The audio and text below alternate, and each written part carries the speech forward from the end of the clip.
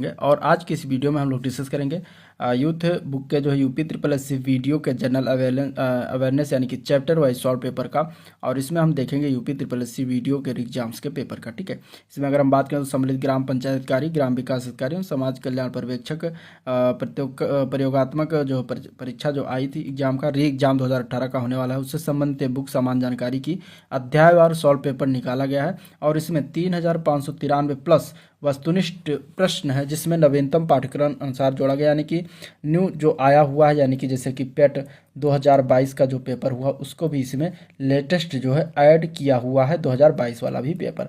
तो इस तरीके से इंपॉर्टेंट हो जाता है। तो चलिए इस वीडियो को स्टार्ट करते हैं।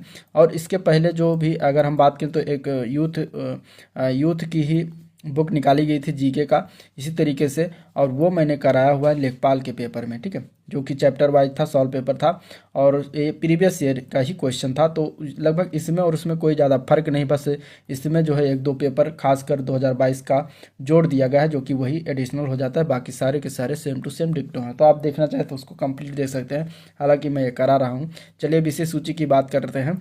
इसमें अगर देखें तो हिस्ट्री होगा, हिस्ट्री में प्राचीन इतिहास, मध्यकालीन इतिहास, आधुनिक इतिहास और विश्व का इतिहास। आज हम जो बात करने वाले हैं वो प्राचीन और मध्यकालीन इतिहास की बात करेंगे। इसके बाद अगले वाले वीडियो में आधुनिक और विश्व के इतिहास की बात करेंगे।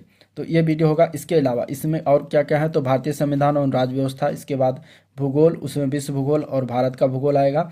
फिर आता है अर्थशास्त्र, फिर आता है सामाजिक विज्ञान, जिसमें विज्ञान, भौतिक विज्ञान, रसायन विज्ञान और जीव विज्ञान और कंप्यूटर, ये 4 चैप्टर आने वाले हैं। ठीक है, इसके अलावा इसमें अगर देखेंगे तो पर्यावरण, पारिस्थितिकी, जितने भी क्वेश्चन पूछे गए चैप्टर वाइज सभी हैं। और इसके बाद परंपरागत सामान्य ज्ञान पूछा जाएगा। इसके बाद उत्तर प्रदेश का सामान्य ज्ञान इसमें देखेंगे। तो इस तरीके से ये था। अब हम बात करते हैं इसके कुछ वीडियो एग्जाम्स के जो है कुछ सिलेबस की बात कर लेते हैं, जो कि इस तरीके से कुछ पूछा जाएगा। अब अगर हम बात करें तो ऑब्जेक्टिव टाइप की पेपर होगा। इसमें एक प्रश्न 300 अंक का होगा, जिसमें 50-50 प्रश्नों के 3 खंड होंगे और प्रत्येक प्रश्न 2 अंक का होगा। और इस प्रकार अभ्यर्थियों के कुल चयन 3 अंकों के आधार पर किया जाना है। अब इसमें 3 खंड में जो पूछा जाएगा उसमें से पहला पूछा जाएगा हिंदी से 50 क्वेश्चन 100 नंबर के, दूसरा होगा रीजनिंग के 50 क्वेश्चन 100 नंबर के, तीसरा होगा जीएस के 50 क्वेश्चन 100 नंबर के। टोटल 300 नंबर, 150 क्वेश्चन होंगे, 2 घंटे की समय होगी। निगेटिव मार्किंग है और गलत होने पर एक सही प्रश्न का जो है उत्तर का अंक जो है काट लिया जाएगा। ठीक है, तो इस तरीके से यह था सिलेबस। अब हम स्टार्ट करते हैं भाग 1 इतिहास। और इतिहास में हम सबसे पहले प्राचीन इतिहास को देखेंगे, फिर इसके बाद हम मध्यकालीन इतिहास को भी इसी वीडियो में हम समाप्त करेंगे। तो वीडियो को एंड तक देखना, इसका फ़ायदा तभी एग्जाम में भरपूर तरीके से मिल पाएगा। अब आप लोग ये मत समझिएगा कि सिर्फ वीडियो एग्जाम्स के लिए ही ये हेल्पफुल होगा, बल्कि इसके अलावा जितने भी यूपी ट्रिपल एस सी के थ्रू जीएस के क्वेश्चन जहाँ जहाँ पूछा जाएगा यूपी ट्रिपल एस सी के एग्जाम में, सभी के लिए ये है जो है वीडियो हेल्प होने वाला है। तो उस वीडियो सभी लोग देखिएगा। तो चलिए स्टार्ट करते हैं। सिंधु घाटी सभ्यता के पहला क्वेश्चन की अगर हम बात करें तो इसमें दिया गया है कि निम्नलिखित में से किस युग में तांबे का पहली बार उपयोग किया गया था। ये पेट 2022 के शिफ्ट वर्ष में क्वेश्चन पूछा गया था। तो देखिए, इसका तांबे का जो पहली बार जो प्रयोग किया गया था वो उसको कहा जाता है ताम्र पाषाण युग। आंसर इसका जो होगा वो बी पार्ट करेक्ट हो जाएगा। ठीक है, डिटेल में देखते हैं तो ताम्र पाषाण युग नवपाषाण युग के बाद शुरू होता है, यानी कि नवपाषाण युग पहले आया था, इसके बाद ताम्र पाषाण युग आया। यह लगभग 2000 ईसा पूर्व से लेकर 1500 ईसा पूर्व के आसपास कांस्य युग का ही एक भाग माना जाता है। इस काल में मनुष्य पत्थर के औजारों के साथ साथ तांबे के औजार का भी उपयोग करने लग गया था। अगला प्रश्न देखते हैं। हड़प्पा के एक बंदरगाह का नाम लिखिए। हड़प्पा के एक बंदरगाह का नाम बताना है तो वो हो जाएगा लोथल। लोथल जो था एक बंदरगाह था, और आंसर आपका इसमें ए पार्ट करेक्ट हो जाएगा। नेक्स्ट इसमें अगर हम देखते हैं डिटेल में तो लोथल जो हड़प्पा कालीन बंदरगाह स्थल है, और यह भारत के गुजरात राज्य के भोगवा नदी के तट पर स्थित है। इसकी खोज 1955 से 60 में जो है रंगनाथ राव के द्वारा की गई थी। लोथल को मिनी हड़प्पा के नाम से जानते हैं। लोथल के पूर्वी भाग में 223 मीटर लंबा, 35 मीटर चौड़ा और 38 मीटर गहरा गोदीवाड़ा यानी कि बंदरगाह के साक्ष्य मिले हैं। अगला क्वेश्चन देखते हैं। अगला प्रश्न है हड़प्पा कालीन हड़प्पा सभ्यता के दौरान जो है एक डांसिंग गर्ल यानी कि नर्तकी की कांस्य प्रतिमा बनाने के लिए किस तकनीक का इस्तेमाल किया गया था। ठीक है, ऑप्शन इसमें दिया गया है। अब अगर हम इसमें आंसर की बात करेंगे तो आंसर हो जाएगा टी पार्ट। वो तैयार जो किया गया था वो मोम लोपाई किया गया था, मोम लोपी ढलाई यानी कि कास्टिंग का इस्तेमाल किया गया था। तो करेक्ट आंसर इसका डी पार्ट राइट हो जाएगा। ठीक है, हड़प्पा सभ्यता के दौरान जो है डांसिंग गर्ल नर्तकी की कांस्य प्रतिमा बनाने के लिए मोम की लोपी ढलाई का तकनीक का प्रयोग किया गया था और यह प्रसिद्ध मूर्ति मोहनजोदड़ो से प्राप्त हुई थी। हड़प्पा सभ्यता विश्व की प्राचीनतम नगरीय सभ्यताओं में से एक है। इसका विस्तार पश्चिमोत्तर भारत में था। अगला प्रश्न देखते हैं। अगला क्वेश्चन है 6वीं-5वीं शताब्दी ईसा पूर्व में, ठीक है, तुर्की के लोगों ने सिंधु के पूर्व में लोगों द्वारा इस्तेमाल की जाने वाली भाषा को क्या कहा था? तो उसको कहा था हिंदी भी। आंसर इसका ए बी पार्ट करेक्ट हो जाएगा, हिंदी भी, ठीक है। तुर्की लोगों ने सिंधु के पूर्व में लोगों द्वारा इस्तेमाल की जाने वाली भाषा को हिंदी भी कहा था। 6वीं-5वीं शताब्दी ईसा पूर्व में सिंधु नदी के पूर्व के क्षेत्र को संदर्भित करने के लिए फारसी शब्द हिंदू का प्रयोग किया गया था। तुर्कों ने सिंधु के पूर्व के लोगों को हिंदू की उनकी भूमि को जो है हिंदुस्तान तथा उनकी भाषा को हिंदवी कहा था। तो इस तरीके से हिंदू शब्द की उत्पत्ति हुई थी। नेक्स्ट क्वेश्चन है हड़प्पा संस्कृति की मुहर और टेराकोटा कला पर निम्नलिखित में से किस जानवर को दर्शाया नहीं गया था? जिनमें से, ठीक है, ऑप्शन दिया गया है 4, इसमें से बताना कि किस जानवर को इसमें दर्शाया नहीं गया था। तो वो था गाय। गाय को नहीं दर्शाया गया, बाकी बाघ, गैंडा, हाथी इन सभी को दर्शाया गया है, ठीक है। हड़प्पा संस्कृति की मुहर और टेराकोटा कला पर गाय को नहीं दर्शाया गया था। इस काल की मुहरें वर्गाकार, त्रिकोणीय और आयताकार होती थी। मुद्रा लेख दाईं से बाईं की ओर लिखा गया था और इस पर बैल, गैंडा, हाथी आदि का चित्र मिलता है। टेराकोटा पकी हुई मिट्टी से बनाई हुई मूर्तियां होती थी। टेराकोटा कला राजस्थान की प्रसिद्ध हस्तकलाओं में से एक माना जाता है। अगला प्रश्न, हड़प्पा काल का इनसे कौन सा नगर 3 भागों में विभाजित था? तो कौन सा नगर था जो 3 भागों में विभाजित हुआ था? तो वो था धौलावीरा, ठीक है। आंसर इसका डी ऑप्शन सही है। हड़प्पा काल का पूरा स्थल धौलावीरा जो गुजरात के कच्छ के रण के मध्य स्थित द्वीप खादिर में स्थित है। धौलावीरा 3 भागों में विभाजित था। नगर के महाप्रसाद वाले भाग के उत्तर में एक विस्तृत, संपूर्ण और व्यापक समतल मैदान के अवशेष मिले हैं। इसके उत्तर नगर का मध्य भाग है जिसे पुर की संज्ञा दी गई थी और इसके पूर्व में नगर का तीसरा महत्वपूर्ण भाग स्थित है जिसे निचला शहर या फिर अवम नगर कहा जाता है, ठीक है। और यह भारत में स्थित सिंधु सभ्यता का दूसरा सबसे बड़ा नगर है। धौलावीरा की खोज जो है 1967 में जेपी जोशी ने किया था। धौलावीरा से विशाल जलाशय के साक्ष्य जो है प्राप्त हुए हैं। तो ये चीजें याद रखिएगा, ठीक है। नेक्स्ट क्वेश्चन इसमें देखते हैं। अगला प्रश्न है निम्नलिखित में से कौन सा सिंधु घाटी की सभ्यता से संबंधित नहीं है? इनमें से बताना है कि कौन सा सिंधु घाटी की सभ्यता से संबंधित स्थल नहीं है। तो वो है पाटलिपुत्र। आंसर इसका सी पार्ट करेक्ट हो जाएगा, पाटलिपुत्र, ठीक है। लोथल से प्राप्त वस्तुएं जो है युगल समाधि, पत्तन, घोड़े का अवशेष, धान की भूसी, वृत्ताकार अग्निवेदिका, रोपड़ से प्राप्त हुई वस्तुएं जैसे कि तांबल, ये सब लोथल से प्राप्त। तांबे की कुल्हाड़ी रोपड़ से प्राप्त हुई है। मानव कंकाल के साथ कुत्ता भी रोपड़ से प्राप्त हुआ। कालीबंगा से जो है जुते हुए खेत, अग्निकुंड आदि के अवशेष प्राप्त हुए हैं। पाटलिपुत्र मौर्य साम्राज्य की राजधानी थी जहां तृतीय बौद्ध सभा आयोजित हुई थी जिसके अध्यक्ष मोगल पुत्र तिस्य थे जो शासक अशोक से संबंधित है। अतः पाटलिपुत्र सिंधु घाटी सभ्यता से संबंधित नहीं है। तो इस तरीके से इसमें अगर देखा जाए तो सी ऑप्शन सही हो जाएगा, पाटलिपुत्र, ठीक है। नेक्स्ट क्वेश्चन, मोहनजोदड़ो शब्द का अर्थ क्या है? ठीक है, क्वेश्चन इंपॉर्टेंट क्वेश्चन बहुत बार पूछा गया, 2018 के वीडियो में भी पूछा गया था। मोहनजोदड़ो शब्द का अर्थ होता है mount of the dead. Answer इसका बी पार्ट करेक्ट हो जाए। या फिर इसको हम हिंदी में क्या कहते हैं? मृतकों का टीला, ठीक है। हिंदी में क्या कहते हैं? मृतकों का टीला कहते हैं। तो आपका आंसर इसमें बी पार्ट सही है।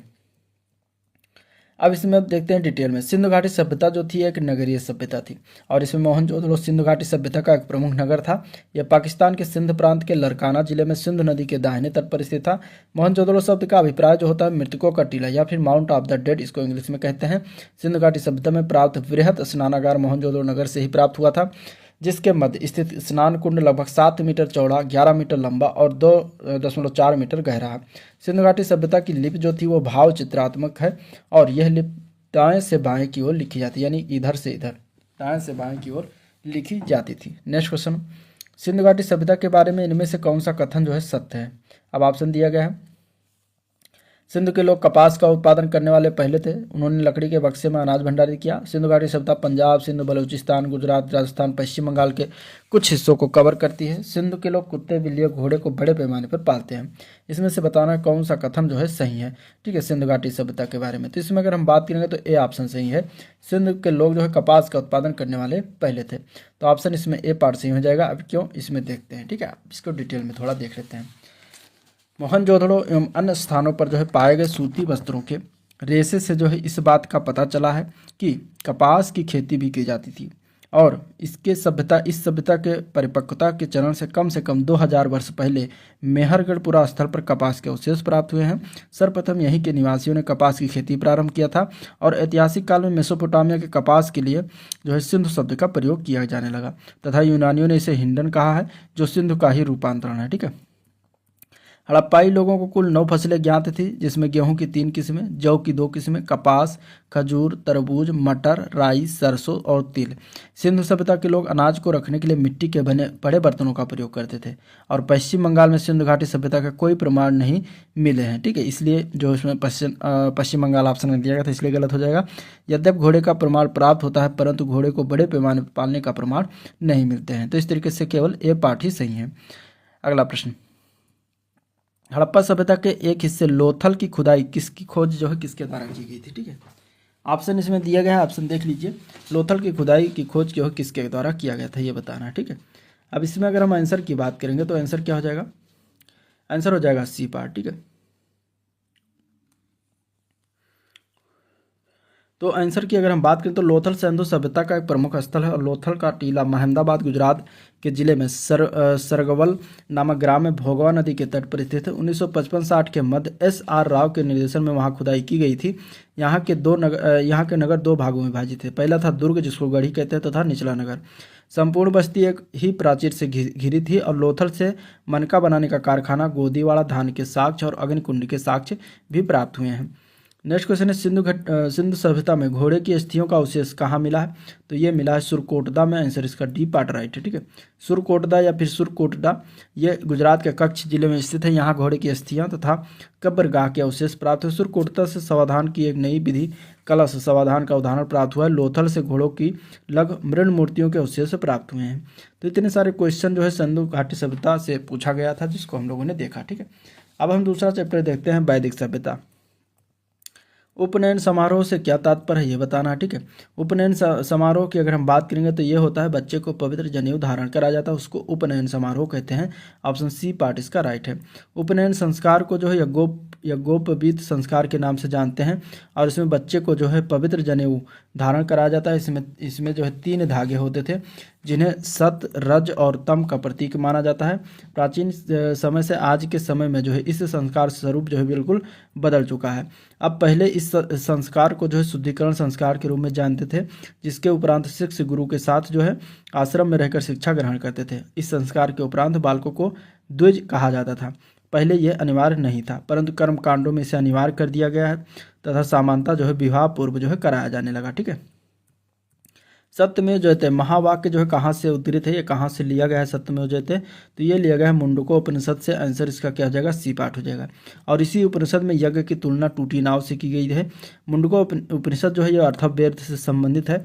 ठीक है, सत्यमेव जयते जो है भारत का आदर्श वाक्य है। सत्यमेव जयते उत्तर प्रदेश के वाराणसी स्थित सारनाथ में 250 ईसा पूर्व मौर्य सम्राट अशोक द्वारा बनाया गया सिंह स्तंभ के शिखर पर अंकित है और इसका अर्थ है सत्य की सदैव विजय होती है। नेक्स्ट क्वेश्चन, वेदों के गद्य प्रकरण क्या कहलाते हैं? संगीता या फिर ब्राह्मण, आरण्यक या फिर उपनिषद? जो गद्य प्रकरण होता है उनको हम कहते हैं ब्राह्मण। ठीक है, आंसर इसका क्या हो जाएगा? B part. वेदों के गद्य प्रकरण को ब्राह्मण कहते हैं और ये वेदों के वह गद्य के वह भाग हैं जिनके द्वारा वेदों को समझने में सहायता मिलती है। आरण्यक की बात करें तो आरण्यक शब्द का अर्थ वन में लिखा जाने वाला इसको कह सकते हैं। इसे वन पुस्तक कहते हैं।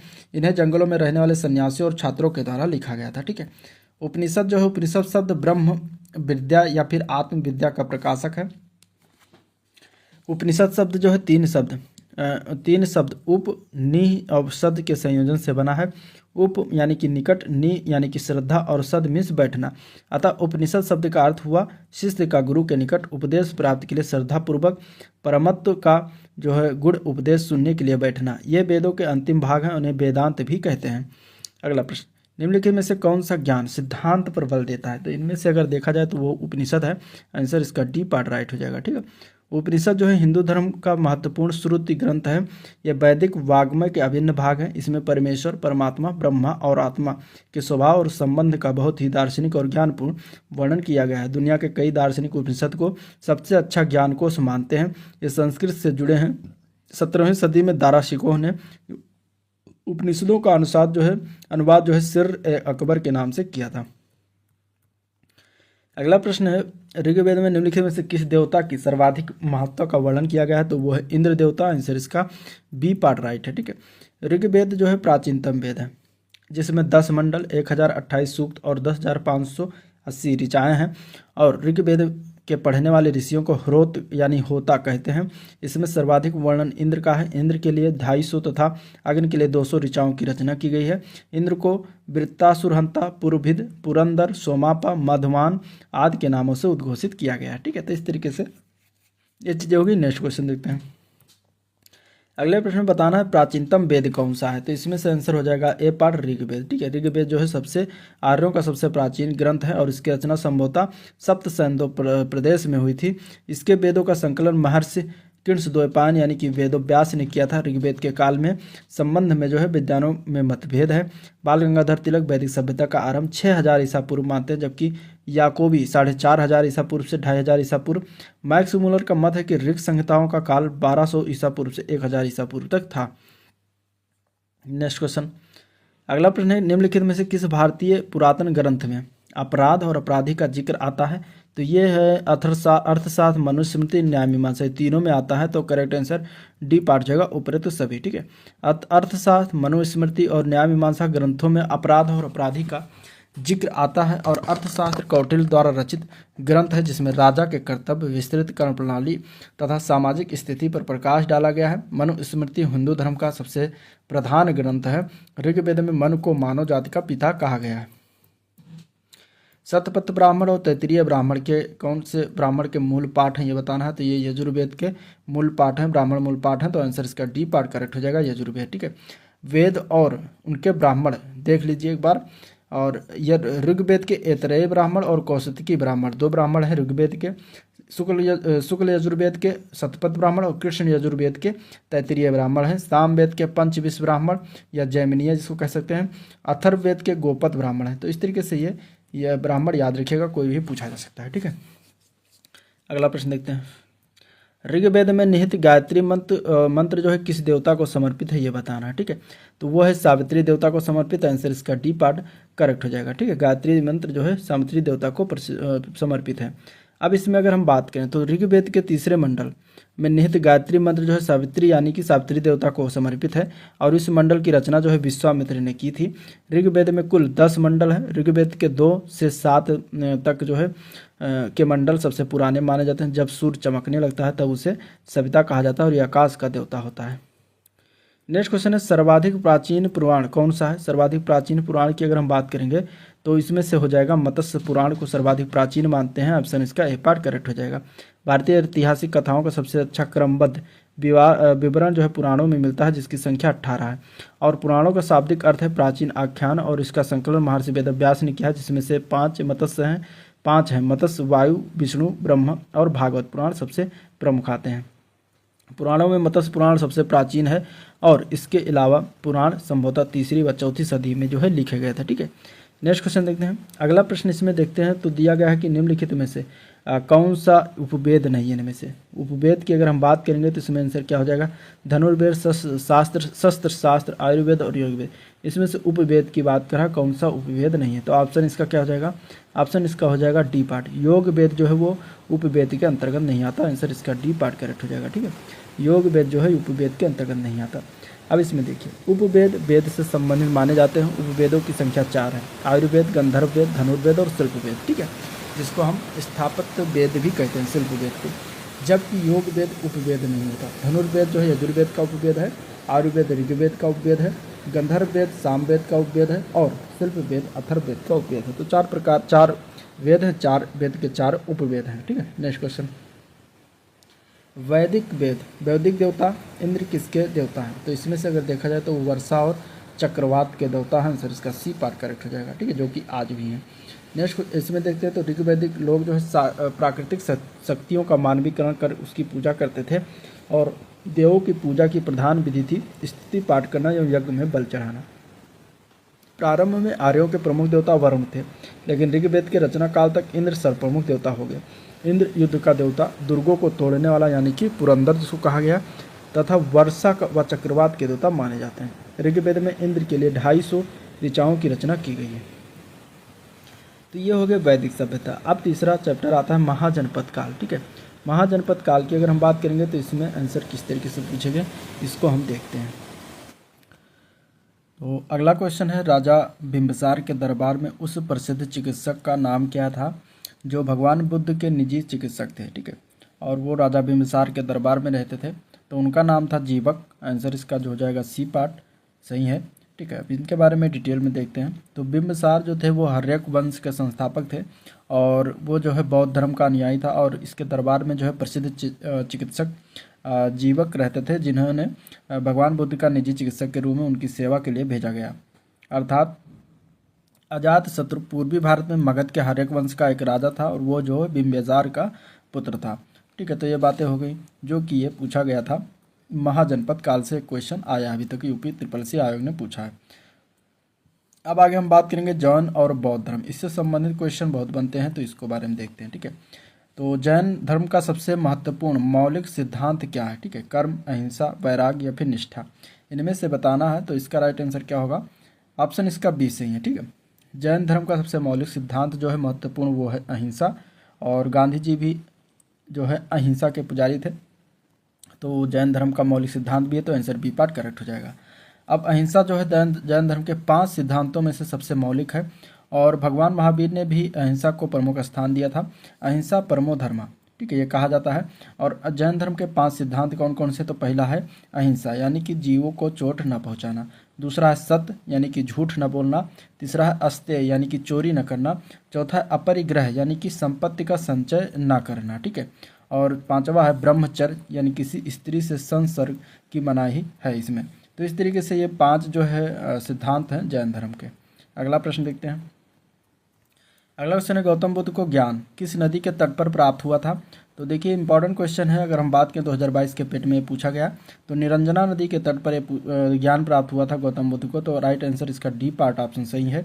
और गौतम बुद्ध जो थे वो बौद्ध धर्म के संस्थापक थे, और उन्होंने 29 वर्ष की अवस्था में गृह त्याग किया था, यानी कि अपने घर को, राजमहल को इन्होंने छोड़ दिया था। उनके गृह त्याग की इस घटना को बौद्ध साहित्य में महावीर निष्क्रमण कहा गया है। ठीक है, उन्हें बोध गया में एक पीपल वृक्ष के नीचे निरंजना नदी के तट पर वैशाख पूर्णिमा के दिन जो है ज्ञान की प्राप्ति हुई थी। नेक्स्ट क्वेश्चन है, गौतम बुद्ध ने सारनाथ में अपना पहला उपदेश किस मुद्रा में दिया था? तो पहला उपदेश जब दिया था तो धम्म चक्र प्रवर्तन मुद्रा में दिया था। तो करेक्ट आंसर बी ऑप्शन इसका सही है। ठीक है, ये भी 2022 के पेट पेपर में पूछा गया क्वेश्चन है।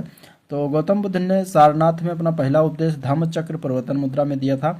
और गौतम बुद्ध के प्रवर्तक गौतम बुद्ध का जन्म की अगर हम बात, बौद्ध धर्म के प्रवर्तक गौतम बुद्ध के जन्म की बात की तो 563 ईसा पूर्व कपिलवस्तु के समीप लुम्बिनी, जो कि अभी ये नेपाल में पड़ता है, वहाँ पर जो है इनका जन्म हुआ था। ठीक है, इनके पिता शुद्धोधन जो थे ये कपिलवस्तु के शाक्यगढ़ के प्रधान थे, तथा माता महामाया जो थी वो कौलिय गणराज्य की कन्या थी। इनके बचपन का नाम सिद्धार्थ था। सांसारिक दुखों से व्यथित होकर सिद्धार्थ ने जो है 29 वर्ष की अवस्था में गृह त्याग किया था, जिसे बौद्ध धर्म में महावीर निष्क्रमण कहा गया है। अगला क्वेश्चन है, निम्नलिखित में से किस स्थान पर प्रथम बौद्ध संगीत का आयोजन किया गया था? ठीक है, देखिए बौद्ध संगीत की अगर हम बात करें तो टोटल 4 संगीत यहाँ हुई थी। उसमें से पहले संगीत का आयोजन कहाँ पर किया गया था ये बताना है। तो पहले संगीत का आयोजन जो हुआ था वो राजगिर में हुआ था। आंसर इसका सी पार्ट करेक्ट हो जाएगा। अब इसके बारे में डिटेल में देखते हैं। तो प्रथम बौद्ध संगीत का आयोजन जो है 483 ईसा पूर्व में राजगिरी में हुआ था। ये संगीत जो है मगध सम्राट उस समय कौन थे? अजातशत्रु, तो उनके काल में किया गया था। ये सारी चीज़ें इंपॉर्टेंट है, सभी कभी ना कभी कोई भी एग्जाम में पूछा गया है। और इसकी अध्यक्षता की बात करें तो महाकश्यप के द्वारा किया गया था। दूसरी बौद्ध संगीत जो थी वो वैशाली में हुई थी, और तीसरी बौद्ध संगीत पाटलिपुत्र में हुई थी, और चौथी बौद्ध संगीत कुंडलवन में हुई थी। और अन्य 3 बौद्ध संगीतियों का आयोजन देख लेते हैं आगे। तो द्वितीय बौद्ध संगीत का आयोजन जो हुआ था वो 383 ईसा पूर्व वैशाली में सभा कामी की अध्यक्षता में, कालाशोक का उस समय शासनकाल था तो वहाँ पे किया गया था।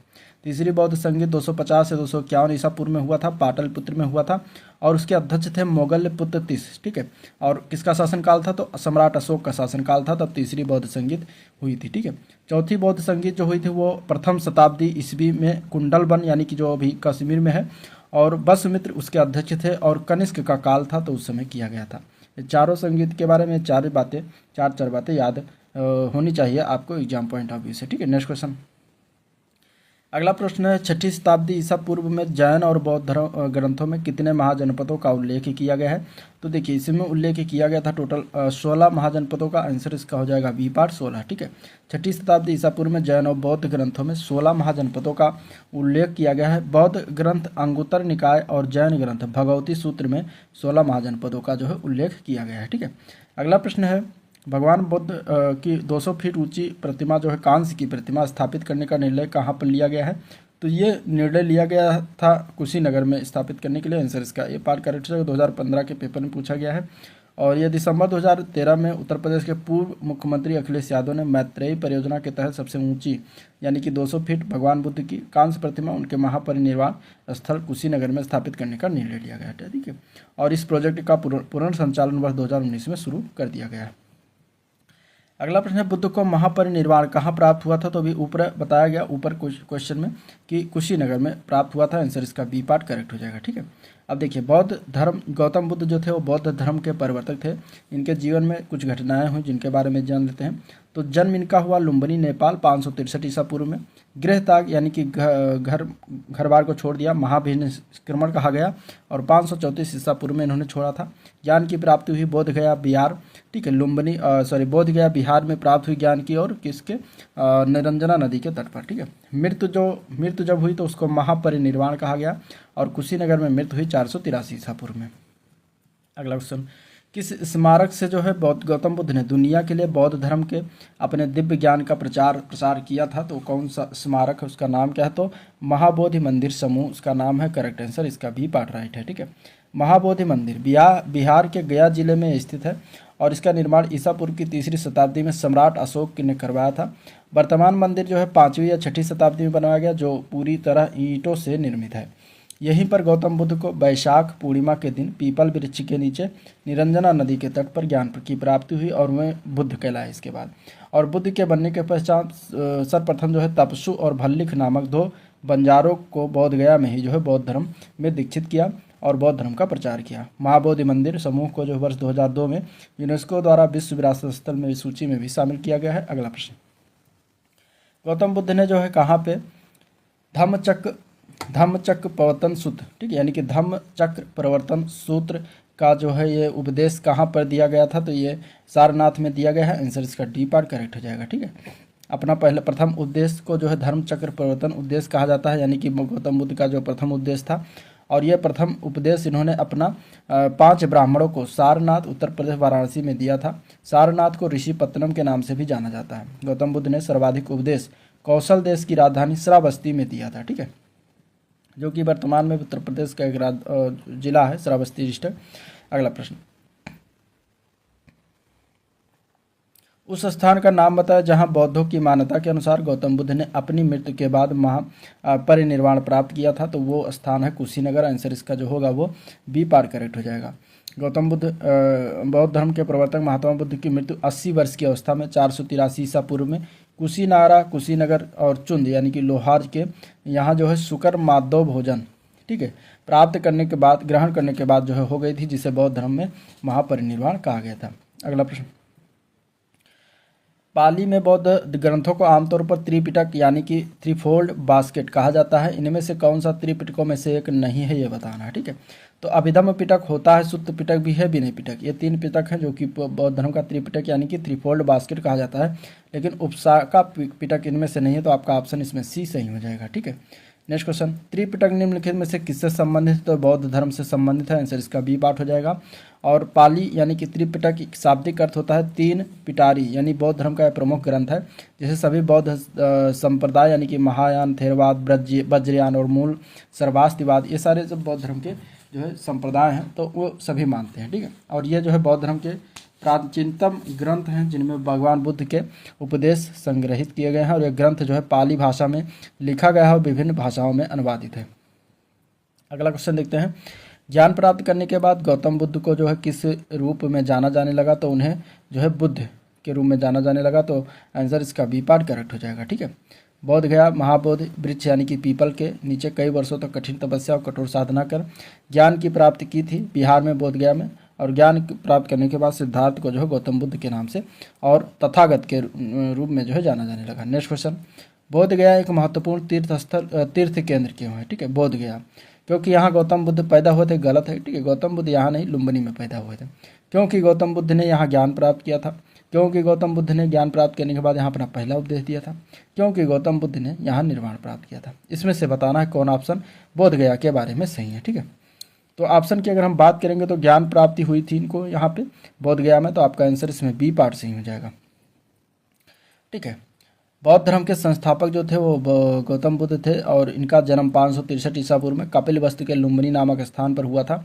35 वर्ष की आयु में वैशाख पूर्णिमा की रात निरंजना नदी के किनारे गौतम बुद्ध को पीपल वृक्ष के नीचे बोध गया में ज्ञान की प्राप्ति हुई थी। उन्होंने सर्वप्रथम उपदेश जो दिया था वो सारनाथ या फिर उसको ऋषिपत्तनम या फिर मृगदाव भी कहा जाता था, और वहाँ पे 5 ब्राह्मणों को इन्होंने अपना प्रथम उपदेश दिया था, जिसे बौद्ध धर्म ग्रंथों में धर्म चक्र प्रवर्तन कहा गया। बुद्ध ने अपने उपदेश की जन साधारण भाषा पाली में दिए और गौतम बुद्ध की मृत्यु जो हुई वो 80 वर्ष की अवस्था में 483 ईसा पूर्व में कुशीनगर में हो गई। ठीक है, जिसे बौद्ध धर्म में क्या कहा गया? महापरिनिर्वाण कहा गया है। अगला क्वेश्चन है, बुद्ध ने अपना पहला उपदेश कहाँ दिया था? तो ये दिया गया था सारनाथ में। आंसर इसका बी पार्ट करेक्ट हो जाएगा। ठीक है, नेक्स्ट क्वेश्चन, बौद्धों के लिए उपदेश में स्थित सारनाथ जो है क्यों महत्वपूर्ण है?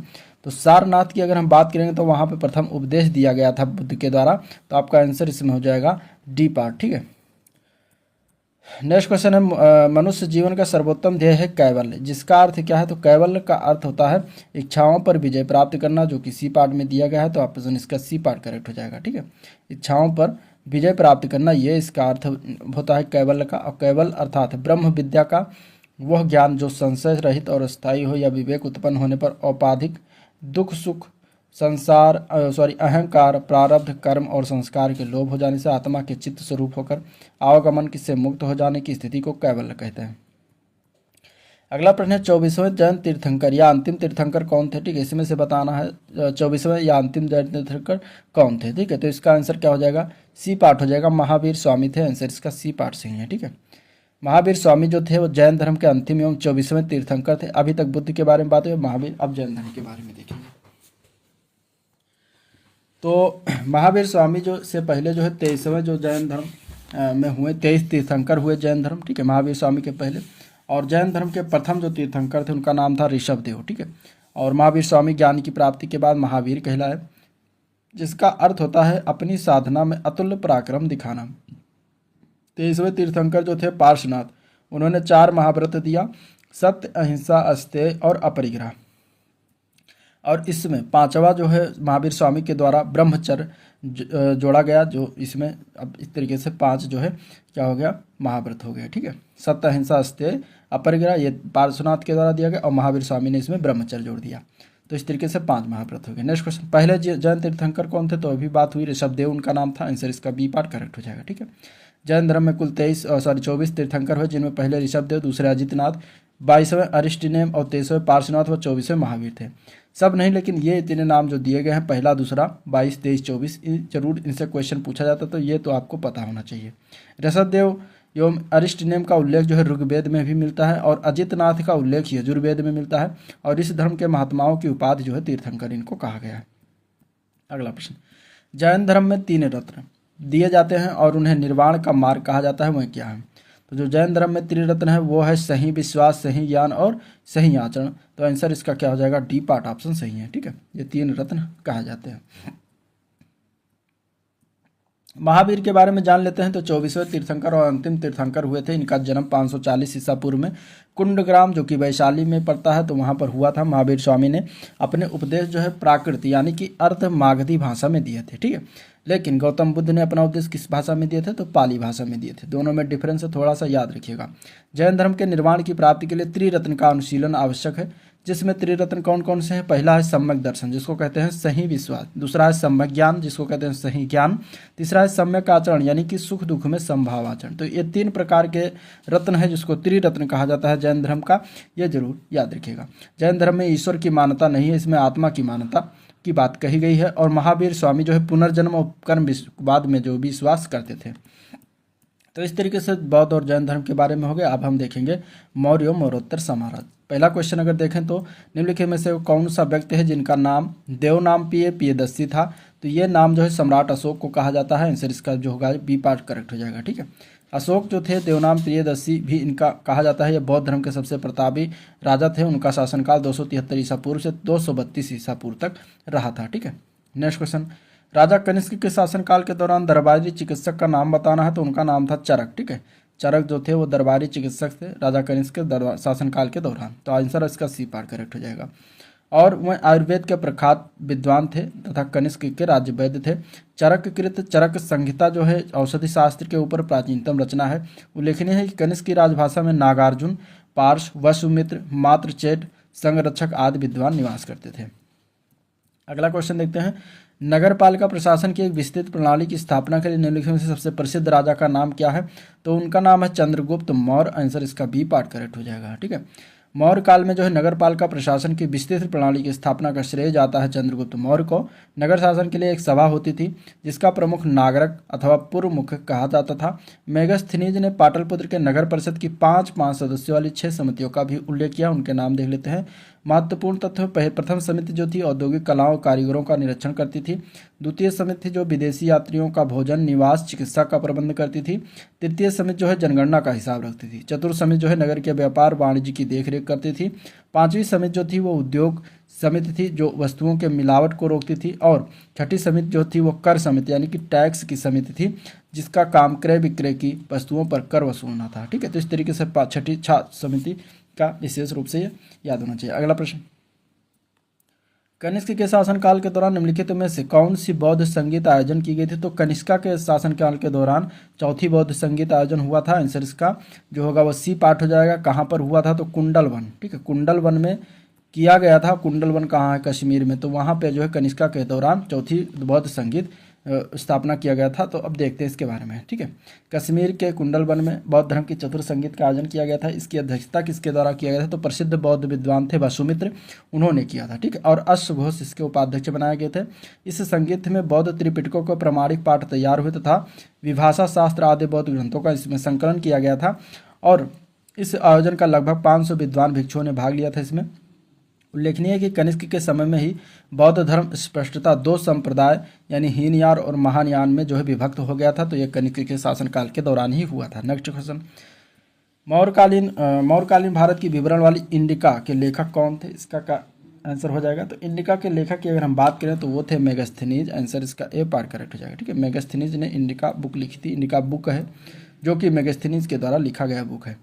इस पुस्तक में मौर्य साम्राज्य के प्रशासन के बारे में उल्लेख किया गया है। ठीक है, मेगस्थनीज यात्री जो थे ये भारत में यात्रा किए थे 304 से 299 ईसा पूर्व के मध्य। उस समय चंद्रगुप्त मौर्य का शासनकाल था और इन्होंने इंडिका नामक बुक लिखी थी। ठीक है, फिर आए थे फाहियान जो कि इनका शासनकाल इनका जो भारत में यात्रा का समय था 399 ईस्वी से 414 ईस्वी ईसा पूर्व में, जब चंद्रगुप्त विक्रमादित्य का शासनकाल था। इनके रचनाएं को कहा जाता है फो क्यू की। ठीक है, ह्वेन सांग आए 629 से 645 ईस्वी तक रहे भारत में। हर्षवर्धन का शासनकाल उस समय था भारत में। सी यू की इनकी रचनाओं का नाम है। ठीक है, चरक संहिता किससे संबंधित है, तो ये चिकित्सा से संबंधित है, चरक के द्वारा लिखित है। तो आंसर इसका बी पार्ट करेक्ट हो जाएगा। ठीक है, आयुर्वेद के विद्वान थे चरक, उन्होंने लिखा था, जो कि कनिष्क के शासनकाल में ये रहते थे।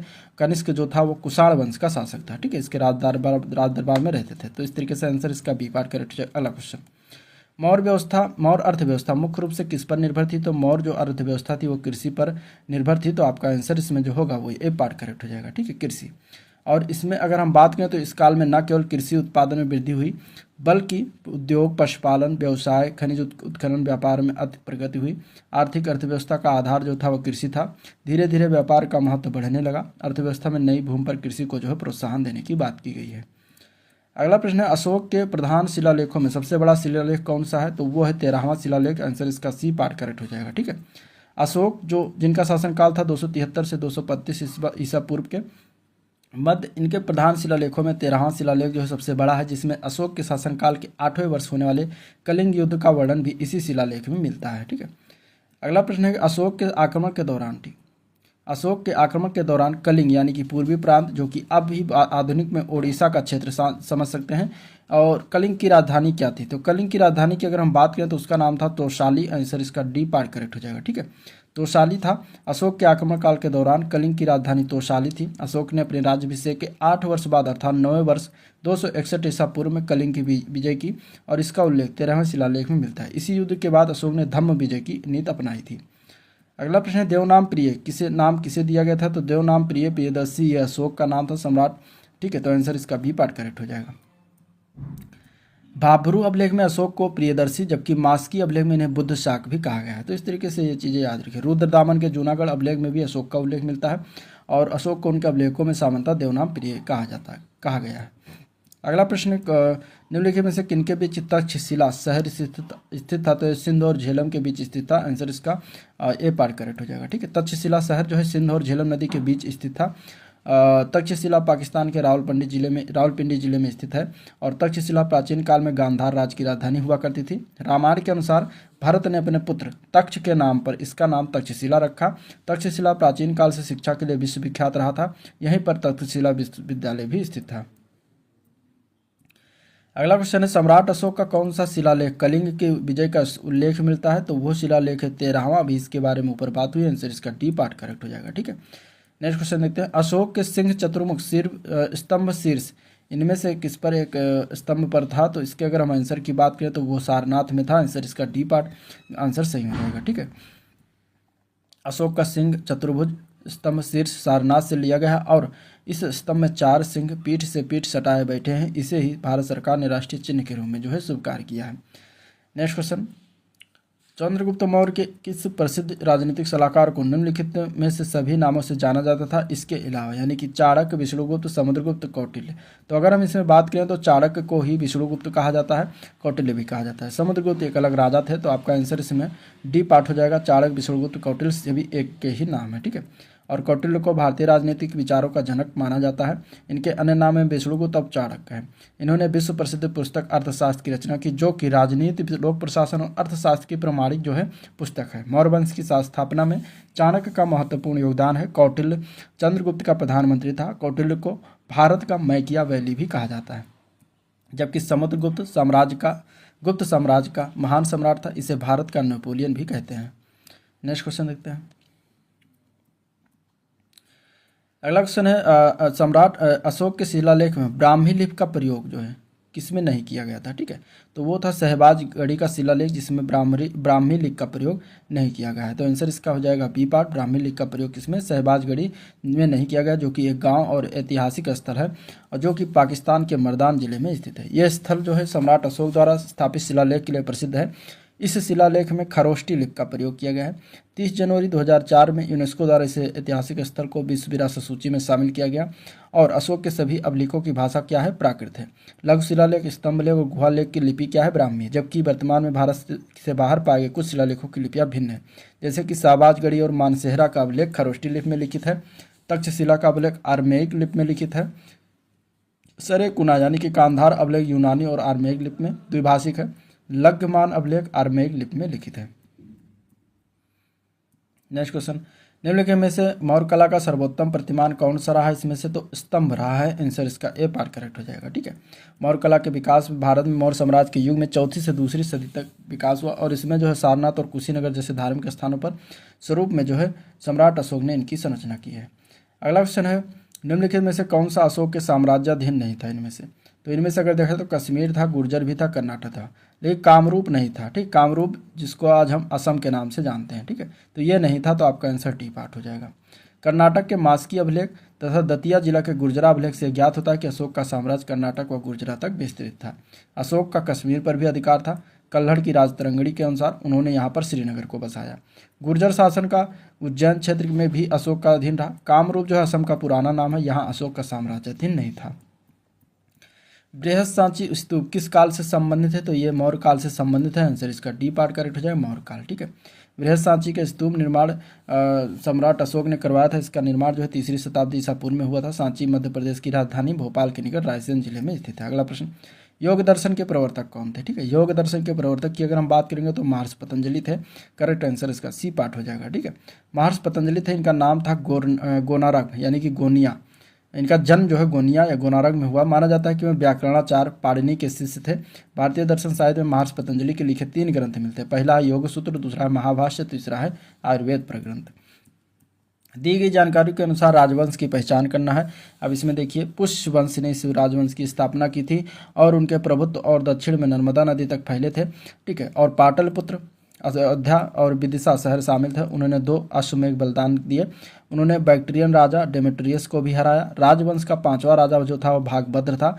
पतंजलि का गौरव ग्रंथ महाभाष्य इसी समय के दौरान लिखा था। 21 राजवंश के बारे में लिखा हुआ इतना चीज। और पुष्यमित्र ने जो है किस वंश की स्थापना की थी? तो उस वंश का नाम है शुंग राजवंश। ठीक है, ये शुंग राजवंश की के बारे में बात की गई है, तो आपका आंसर इसमें डी पार्ट हो जाएगा। ठीक है, मौर्य वंश के अंतिम जो राजा थे बृहद्रथ को उसके सेनापति था पुष्यमित्र। उन्होंने मारकर जो है शुंग वंश की स्थापना की। और मालविकाग्निमित्रम तथा दिव्यवदान के अनुसार पुष्यमित्र का साम्राज्य उत्तर में हिमालय से लेकर बरार यानी कि विदर्भ तक तथा पश्चिम में पंजाब से लेकर पूर्व में मगध तक विस्तृत था। शुंग राजवंश के शासनकाल में ही पतंजलि ने महाभाष्य की रचना की थी। नेक्स्ट क्वेश्चन,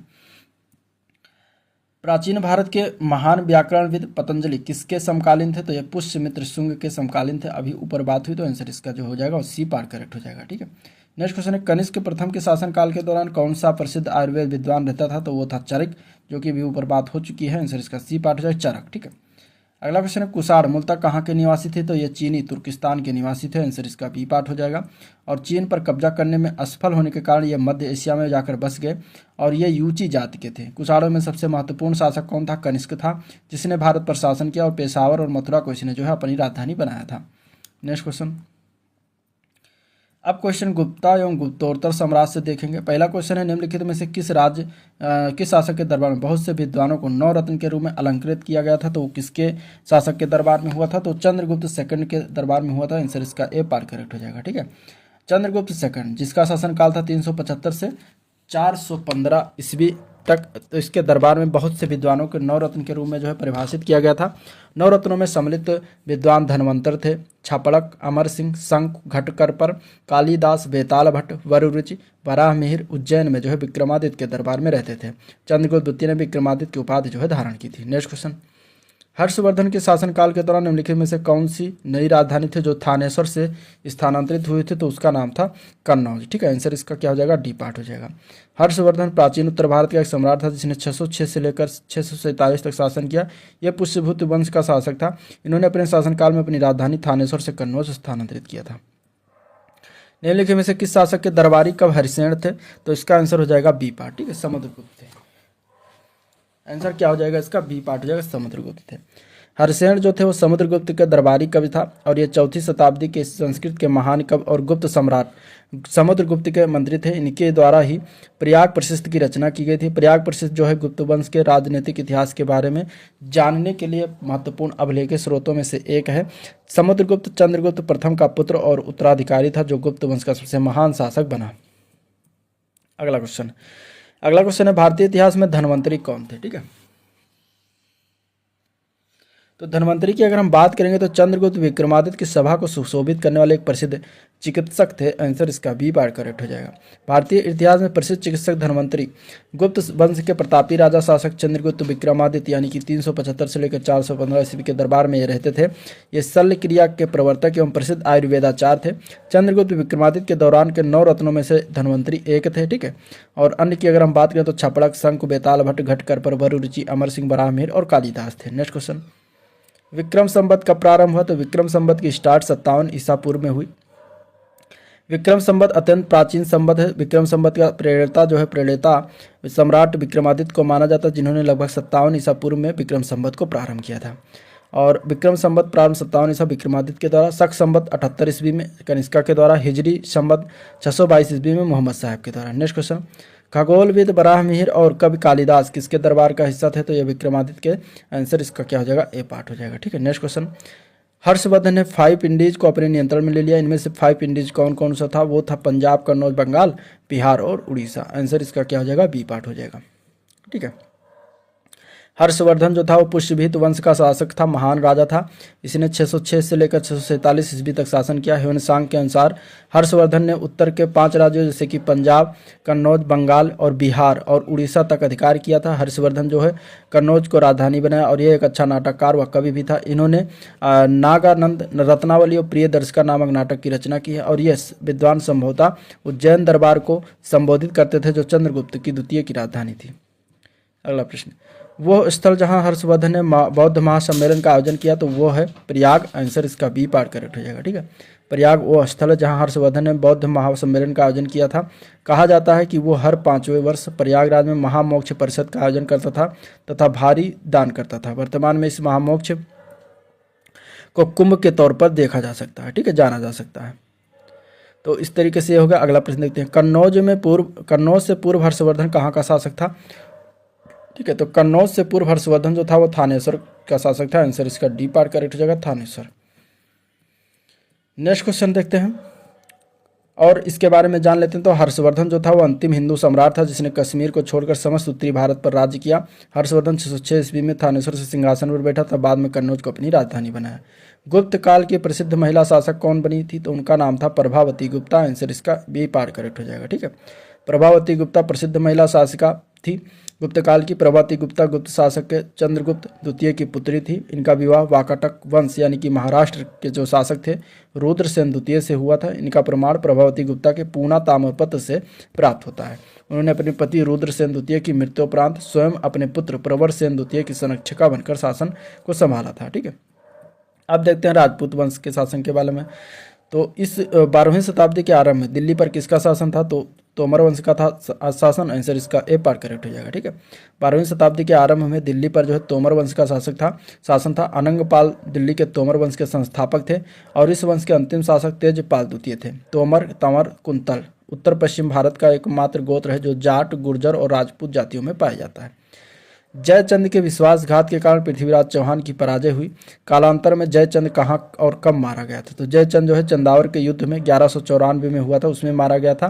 तो आंसर इसका बी पार्ट हो जाएगा। ठीक है, मोहम्मद गौरी जिसने 1194 ईस्वी में कन्नौज के शासक जयचंद पर आक्रमण किया और कन्नौज और इटावा के मध्य चंदावर नामक स्थान पर गौरी और जयचंद के मध्य युद्ध हुआ और जयचंद युद्ध में पराजित हुआ और मारा गया। कन्नौज के राठौर वंश के शासक जयचंद ने तराइन के द्वितीय युद्ध में पृथ्वीराज चौहान का साथ नहीं दिया क्योंकि उसकी पुत्री का अपहरण पृथ्वीराज चौहान ने कर लिया था। अगला क्वेश्चन, निम्न में से कौन से वंश ने भारत के दक्षिण भाग पर शासन नहीं किया? तो राजपूत। आंसर इसका सी पार्ट करेक्ट हो जाएगा, राजपूत। ठीक है, 7वीं से 12वीं शताब्दी का काल जो होता है वो राजपूत कहलाता है और इन लोगों ने जो है दक्षिण भारत पर शासन नहीं किया था। इनमें से इस काल के राजपूत वंशों में राष्ट्रकूट वंश, चालुक वंश, चौहान वंश, चंदेल वंश, परमार वंश, गढ़वाल वंश आदि आते हैं। राजपूत वंश ने जो भारत के उत्तर भारत पर शासन किया और जैसे कि राजस्थान, दिल्ली, पंजाब और मध्य प्रदेश क्षेत्रों में। ठीक है, अगला क्वेश्चन अब देखते हैं पाल वंश से। पाल साम्राज्य भारत के किस हिस्से से संबंधित है? तो ये पूर्वी हिस्से से संबंधित है। आंसर इसका बी पार्ट करेक्ट हो जाएगा।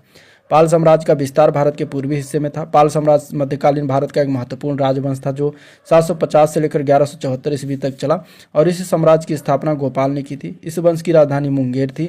पाल वंश का सबसे महान शासक धर्मपाल था जिसने विक्रमशिला विश्वविद्यालय की स्थापना की थी।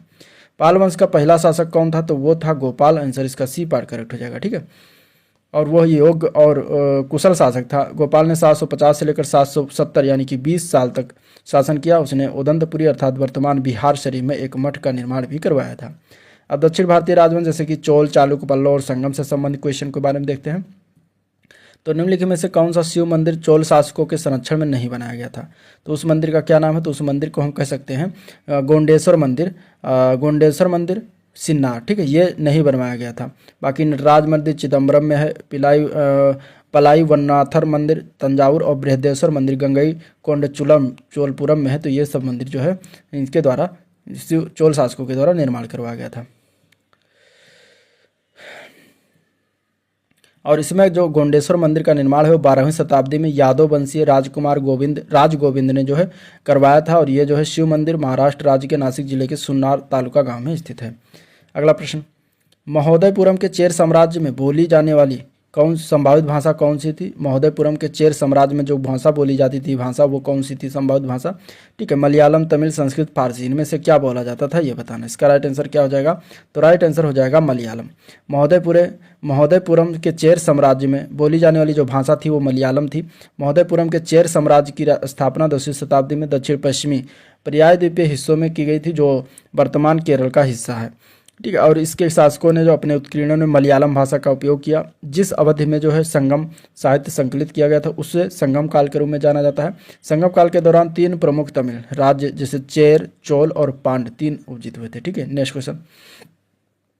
सिंचाई के लिए 16 मील लंबी चोल झील का निर्माण इनमें से किस चोल शासक के द्वारा करवाया गया था? तो वो थे राजेंद्र प्रथम। ठीक है, आंसर इसका बी पार्ट करेक्ट हो जाएगा, राजेंद्र प्रथम।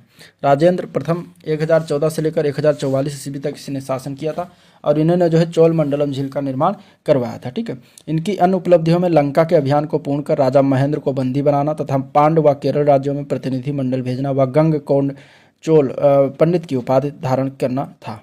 अगला क्वेश्चन, कौन सा साहित्य संगम साहित्य के रूप में प्रसिद्ध है इनमें से? तो वो है तमिल साहित्य। आंसर इसका ए पार्ट करेक्ट हो जाएगा, तमिल साहित्य। तमिल भाषा में लिखे गए प्राचीन साहित्य को संगम साहित्य कहा जाता है। सर्वप्रथम इन परिषदों का आयोजन पांड्य राजाओं के राजकीय संरक्षण में किया गया था और संगम का महत्वपूर्ण कार्य होता था उन कवियों तथा लेखकों की रचनाओं का अवलोकन करना जो अपनी रचनाओं को प्रकाशित करना चाहते थे। नेक्स्ट क्वेश्चन, चोल अभिलेखों के अनुसार जैन सभाओं को दान में दिए जाने वाले भूमि को क्या कहा जाता था? तो उसको पलिच्छांदम कहा जाता था। पलिच्छांदम। ठीक है, पलिच्छांदम जो था ये जैन सभाओं को जो दान दिया जाता था चोल अभिलेखों को के द्वारा, चोल शासकों के द्वारा, तो उस भूमि को कहते थे। कुछ नाम है जिनको जानना जरूरी है, जैसे कि वेल्लानुगाई, यह गैर ब्राह्मण किसान स्वामी की जो भूमि होती थी उसको कहा जाता था। ब्रह्मदेव ब्राह्मणों को उपहार में दी गई भूमि को कहते थे। शाला भोग किसी विद्यालय के रखरखाव के लिए दी गई भूमि। पल्ली छांदम जो जैन संस्थानों को दान दी गई भूमि थी। और देवदान या फिर तिरुनमठ डकानी जो किसी मंदिर को उपहार में दी गई भूमि होती थी।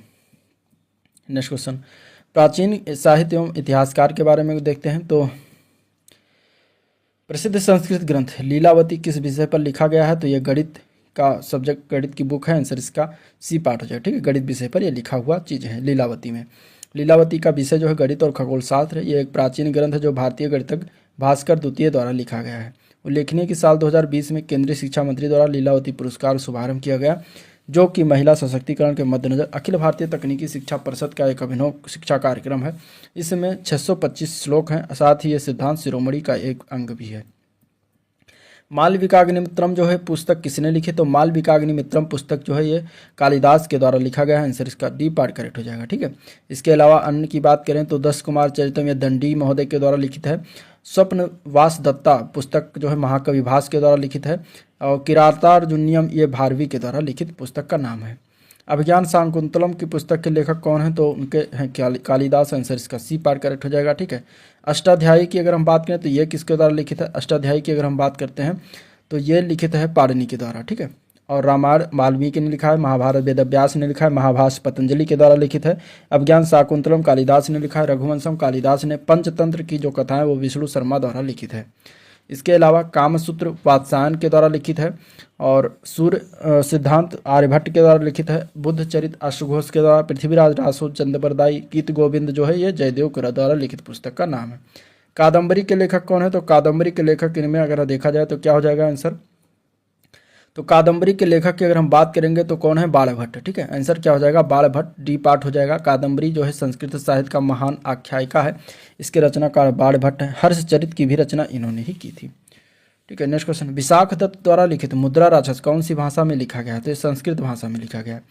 ठीक है, तो आंसर इसका सी पार्ट हो जाएगा संस्कृत भाषा, जो कि विशाख दत्त ने लिखा है और एक ऐतिहासिक नाटक है मुद्रा राक्षस। इसमें चाणक्य और चंद्रगुप्त की राजनीतिक सफलताओं का विश्लेषण किया गया है। इस ऐतिहासिक नाटक को हिंदी में रूपांतरित करने का श्रेय भारतेंद्र हरिश्चंद्र को प्राप्त है। अगला क्वेश्चन है, मेगास्थनीज ने अपने जिसने भारत में प्रसिद्ध ग्रंथ इंडिका लिखी है वो मूल रूप से किस देश का था? तो मेगास्थनीज जो था वो ग्रीस का रहने वाला था। आंसर इसका बी पार्ट हो जाएगा, ग्रीस। ठीक है, और ये चंद्रगुप्त मौर्य के दरबार में 304 ईसा पूर्व में आया था और इसने जो है भारत में जो कुछ भी देखा उसका वर्णन अपने इंडिका नामक पुस्तक में दिया है। मेगास्थनीज जो है यूनान यानी कि ग्रीस का निवासी था। सेल्यूकस का दूत बनकर भारत आया था। अब देखते हैं प्राचीन कला, स्थापत्य, चित्रकला और संगीत कला के बारे में क्वेश्चन। तो प्रसिद्ध विरूपाक्ष मंदिर ये कहाँ पर स्थित है? तो ये हम्पी कर्नाटक में पड़ता है, वहाँ पर स्थित है। तो आंसर आपका इसका डी पार्ट हो जाएगा, यहाँ पे विरूपाक्ष मंदिर स्थित है। विरूपाक्ष मंदिर कर्नाटक के हम्पी यानी कि अब पडक्कल कहा जाता है, वहाँ पे तुंगभद्रा के नदी किनारे स्थित है और इसे यूनेस्को की विश्व धरोहर सूची में शामिल किया गया है। और यह प्राचीन मंदिर भगवान शिव के रूपों में विरूपाक्ष को समर्पित है। यह मंदिर विक्रमादित्य द्वितीय की रानी लोका महादेवी द्वारा बनवाया गया था। ठीक है, मंदिर द्रविड़ स्थापत्य शैली में ईंट और चूने से बना हुआ है। नेक्स्ट क्वेश्चन, खजुराहो समूह के प्रसिद्ध स्मारक किस राज्य में है? तो खजुराहो का मंदिर जो है ये बी पार्ट हो जाएगा, इसका मध्य प्रदेश राज्य में है। आंसर इसका जो हो जाएगा बी पार्ट करेक्ट हो जाएगा। ठीक है, छतरपुर जिले में है। इसका निर्माण जो है 900 ईस्वी से लेकर 1130 ईस्वी के मध्य चंदेल राजाओं के द्वारा कराया गया था। ठीक है, यहाँ पर जो है महादेव मंदिरों में कंदरिया महादेव मंदिर सर्वोत्तम है। कौन से मंदिर का एलोरा महाराष्ट्र में स्थित एक प्राचीन हिंदू मंदिर जो चट्टानों को काट कर बनाया गया सबसे बड़े मंदिरों में से एक है? तो वो है कैलाश मंदिर। आंसर इसका डी पार्ट करेक्ट हो जाएगा। ठीक है, जो कि दुनिया में सबसे बड़ा एकास्मक मंदिर है, जो एलोरा की गुफाओं यानी कि महाराष्ट्र में स्थित है। इसका निर्माण 8वीं शताब्दी में राष्ट्रकूट राजा कृष्ण प्रथम ने करवाया था। मथुरा कला स्कूल कब अपने शिखर पर पहुंचा था? ठीक है, इसका आंसर बताना है किसके काल में। तो मथुरा कला स्कूल जो है ये कुषाण काल में अपने शिखर पर पहुंचा था। आंसर इसका डी पार्ट करेक्ट हो जाएगा। मथुरा कला का जन्म कनिष्क के समय हुआ था। मथुरा कला स्कूल कुषाण काल में अपने सर्वोच्च शिखर पर पहुंचा। इसमें लाल बलुए पत्थर का प्रयोग हुआ है और इसमें आदर्शवादी कला और सौंदर्य को प्रधानता दी गई। ठीक है, इसमें मूर्तियों को भारी भरकम कपड़े से ढक दिया जाता था और इस कला में देवताओं की मूर्तियों में आध्यात्मिकता और भौतिकता दोनों दिखाई देती है। ठीक है, मथुरा कला में सभी धर्मों के देवी देवताओं की मूर्तियां बनी, जैसे कि कृष्ण, विष्णु, बुद्ध, दुर्गा, शिव, गणेश आदि। किंतु सर्वाधिक मूर्तियां जो बनाई गई हैं सर्वाधिक मूर्तियां की बनाई गई। ठीक है, इसे मूर्तियां का नाम नहीं दिया गया है, तो ये आप याद रखिएगा। नेक्स्ट क्वेश्चन,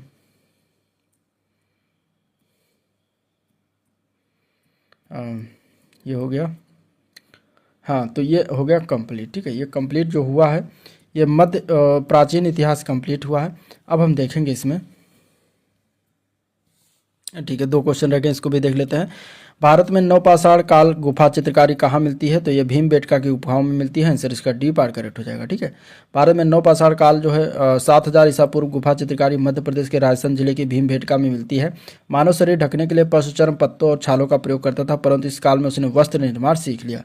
भीमबेटका में प्रयुक्त रंग इस तथ्य की पुष्टि करते हैं कि उन्होंने वस्त्रों को रंगने की शुरुआत भी की थी।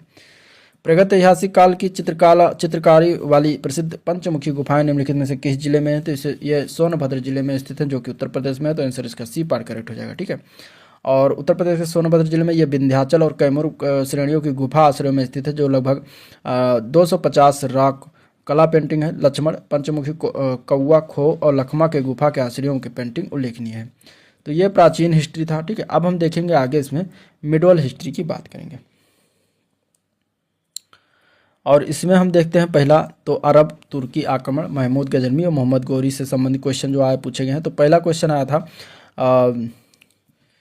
मोहम्मद गोरी किस वर्ष पृथ्वीराज तृतीय से पराजित हुआ था? तो मोहम्मद गोरी जब पराजित हुआ था तो फर्स्ट टाइम जब आक्रमण किया था, मतलब पृथ्वीराज तृतीय के विरुद्ध 1191 में जो तराई का प्रथम युद्ध हुआ था उस वर्ष जो है पराजित हुआ था। तो आपका आंसर इसमें बी पार्ट हो जाएगा। ठीक है, मोहम्मद गोरी को पृथ्वीराज चौहान तृतीय ने जो है 1191 में तराइन का प्रथम युद्ध में मुस्लिम शासक सिहाबुद्दीन मोहम्मद गोरी को पराजित किया था और तराइन का दूसरा युद्ध उसके अगले साल ही हुआ था 1192 में, और वो मोहम्मद गोरी से पराजित हुए गए थे और भारत में जो है तुर्की राज्य की स्थापना की थी। पहली बार भारत पर आक्रमण करने वाला मुस्लिम कौन था, इनमें से बताना है। ठीक है, आंसर की बात करेंगे तो इसका आंसर क्या हो जाएगा? तो पहली बार प्रथम मुस्लिम आक्रमणकारी था उनका नाम था मोहम्मद बिन कासिम। 711 ईस्वी में अब्दुल्ला और बुदैल के नेतृत्व में सिंध के क्षेत्रों पर अरबों का पहला असफल आक्रमण हुआ। अरबों ने 712 ईस्वी में 17 वर्षीय मोहम्मद बिन कासिम के नेतृत्व में दाहिर को परास्त कर सिंध पर विजय पाई और भारत पर अरब आक्रमण के साक्ष्य जो है चचनामा और मीर मोहम्मद मासूम की पुस्तक तारीख सिंध या मासूम सिंध से प्राप्त होती है। नेक्स्ट क्वेश्चन है नालंदा प्राचीन शिक्षण मठ का एक केंद्र कब नष्ट हो गया? ठीक है, नालंदा विश्वविद्यालय है वो प्राचीन शिक्षण एवं मठ का एक केंद्र था। ये इसे कब नष्ट किया गया ये बताना है। तो इसका राइट आंसर क्या हो जाएगा? इसके राइट आंसर की बात करें तो सी पार्ट हो जाएगा। 1200 ईस्वी में इसे नष्ट कर दिया गया था। आंसर सी पार्ट करेक्ट हो जाएगा। ठीक है, नालंदा विश्वविद्यालय कहाँ बिहार में है? उस समय मगध कहते थे बिहार को। तो वहाँ पर स्थित है। महत्वपूर्ण बौद्ध शिक्षा का केंद्र था। नालंदा प्राचीन शिक्षण एवं मठ का केंद्र 1200 ईस्वी में नष्ट हुआ। इसको 1197 ईस्वी के ऐबक के एक सेनापति बख्तियार खिलजी ने नष्ट किया था। ठीक है, कहा जाता है नालंदा विश्वविद्यालय लगभग 6 महीने तक लगातार ये जला था। तो इस तरीके से विध्वंस तरीके से नष्ट किया गया था। अब दिल्ली सल्तनत, जिसमें कि गुलाम वंश, खिलजी वंश, तुगलक वंश, सैयद वंश और लोधी वंश के बारे में जानते हैं। मतलब क्वेश्चन जो आया है उसको देखते हैं। तो दिल्ली सल्तनत के निम्नलिखित राजवंशों में से किसने सबसे कम अवधि तक शासन किया? इसमें से तो खिलजी वंश था। आंसर इसका ये पार्ट हो जाएगा खिलजी वंश। ठीक है, अब सबसे कम अवधि जो बात करें खिलजी वंश, तो खिलजी वंश ने दिल्ली पर 1290 से लेकर 1320 ईस्वी तक मात्र शासन किया था। और खिलजी वंश के संस्थापक का नाम था जलालुद्दीन फिरोज खिलजी। ठीक है, खिलजी के सुल्तानों में अलाउद्दीन खिलजी, जो कि 1296 से लेकर 1316 तक इसका शासनकाल रहा था, तो सबसे प्रसिद्ध और योग्य शासक था। इसने सिकंदर सानी की उपाधि धारण की थी। नेक्स्ट क्वेश्चन, निम्नलिखित में से किस दिल्ली का पहला सुल्तान कौन था? इनमें से बताना है। तो दिल्ली का पहला सुल्तान था कुतुबुद्दीन ऐबक। आंसर इसका बी पार्ट हो जाएगा। ठीक है, दिल्ली का पहला सुल्तान कुतुबुद्दीन ऐबक बना। मोहम्मद गोरी का गुलाम कुतुबुद्दीन ऐबक ने 1206 ईस्वी में गुलाम वंश की नींव रखी थी। ऐबक जो है ऐबक का साम्राज्य पूरे उत्तर भारत में फैला था। इसने लाहौर को अपनी राजधानी बनाया और कुतुब मीनार की नींव इसी ने डाली थी। ठीक है, कुतुब मीनार की नींव इसने डाली थी, पूर्ण नहीं करवाई थी, ये याद रखिएगा। कुतुबुद्दीन ऐबक किस राजवंश का शासक था? कुतुबुद्दीन ऐबक जो था वो गुलाम वंश का शासक था। आंसर इसका सी पार्ट हो जाएगा। ठीक है, 1206 में इसने स्थापना की थी और गौरी का गुलाम था। इसे लाख बख्श भी कहा जाता था, लाखों की दान देता था, इसलिए इसे लाख बख्श कहते थे। कुतुबुद्दीन ऐबक ने राजधानी लाहौर बनाई थी। कुतुबुद्दीन ऐबक ने जो है कुतुब मीनार की नींव डाली थी और दिल्ली में कुब्बत उल इस्लाम मस्जिद तथा अजमेर का 2.5 दिन का झोपड़ा नामक मस्जिद का निर्माण भी कुतुबुद्दीन ऐबक ने ही कराया था। लौह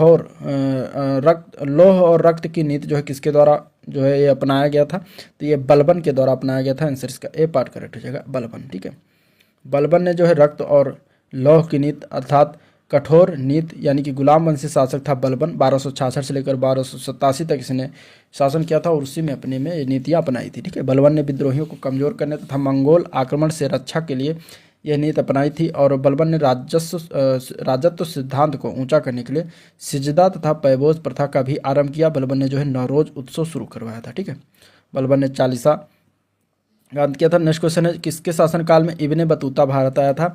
तो मोहम्मद बिन तुगलक, जिसको हम MBT कहते हैं, इसके शासनकाल में इब्ने बतूता भारत आया था। ठीक है, कब आया था? 1333 ईस्वी में भारत आया था। और यह जो है मोरक्को एक देश है अफ्रीका कॉन्टिनेंट का, उसका वहाँ का निवासी था।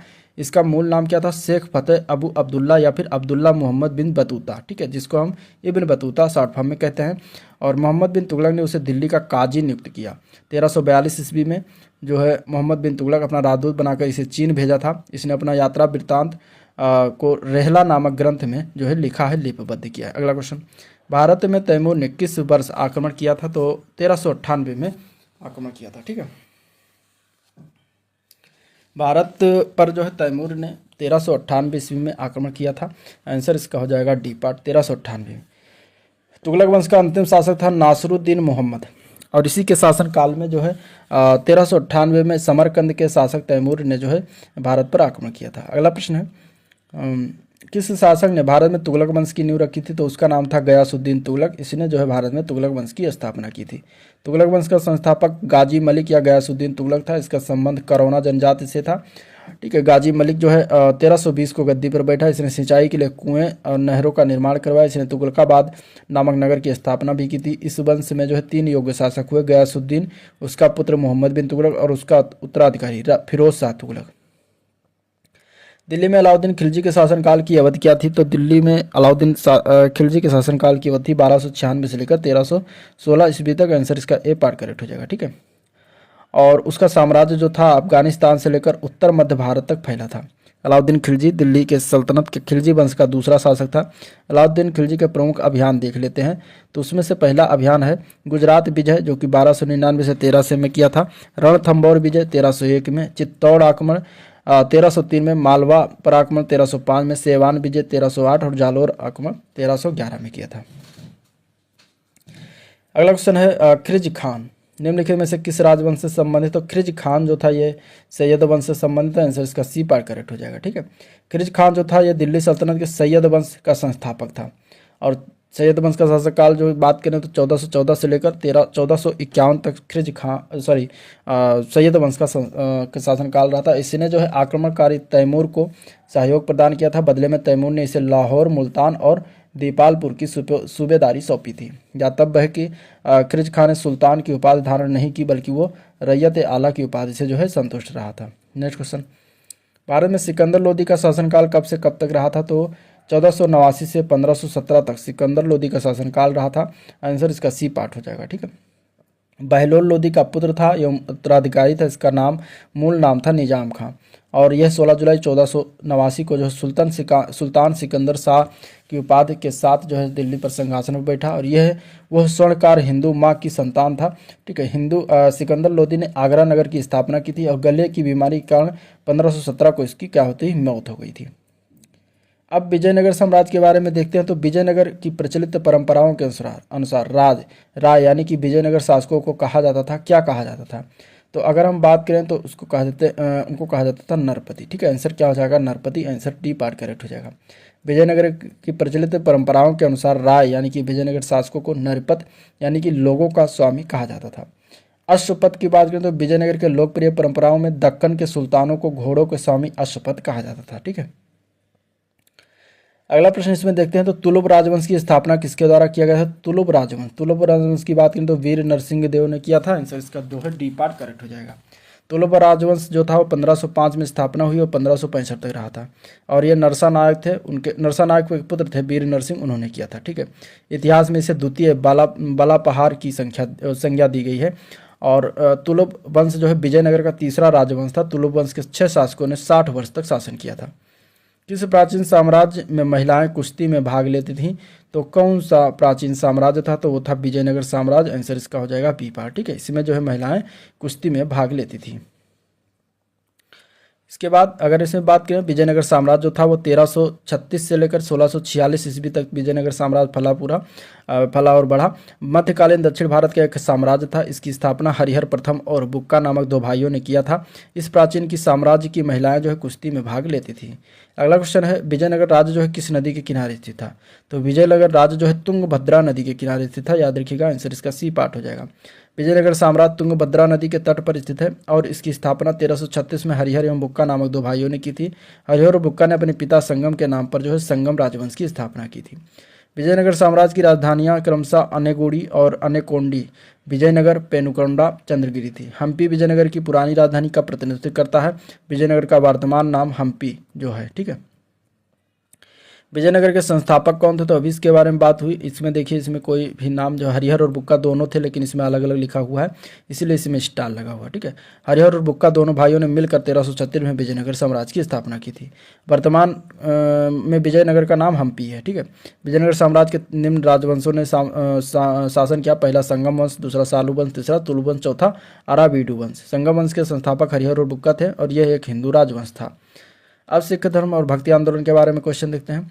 तो मध्य युगीन भारत में भक्ति आंदोलन के प्रमुख अगुवाकारों में से कौन एक था? तो वो थे शंकराचार्य। आंसर इसका ए पार्ट करेक्ट हो जाएगा। ठीक है, इनके द्वारा प्रतिपादित दार्शनिक परंपरा को अद्वैतवाद कहा जाता है। इस काल में सामाजिक धार्मिक सुधारों द्वारा समाज में विभिन्न तरह के भगवान के भक्ति का प्रचार प्रसार किया गया। नेक्स्ट क्वेश्चन है, गुरु ग्रंथ साहिब के संकलन को प्रमाणित किया था किसने? तो वो थे गुरु गोविंद सिंह। आंसर इसका सी पार्ट करेक्ट हो जाएगा। ठीक है, संकलन 1706 ईस्वी में गुरु गोविंद सिंह ने इसे प्रमाणित किया था। इस संकलन में शेख फरीद, संत कबीर, नामदेव, गुरु तेग बहादुर जैसी अन्य हस्तियों के लेखन को जोड़ा गया। आदि ग्रंथ को ही गुरु ग्रंथ साहिब के नाम से जाना जाता है, जिसकी रचना गुरु अर्जुन देव ने किया था, और यह पुस्तक गुरुमुखी लिपि में लिखी गई है। ठीक है, तो इस तरीके से ये चीज़ें थी। अब अगला इसमें क्वेश्चन देखते हैं। तो किस सिख गुरु की जयंती गुरु पर्व त्योहार के रूप में मनाई जाती है?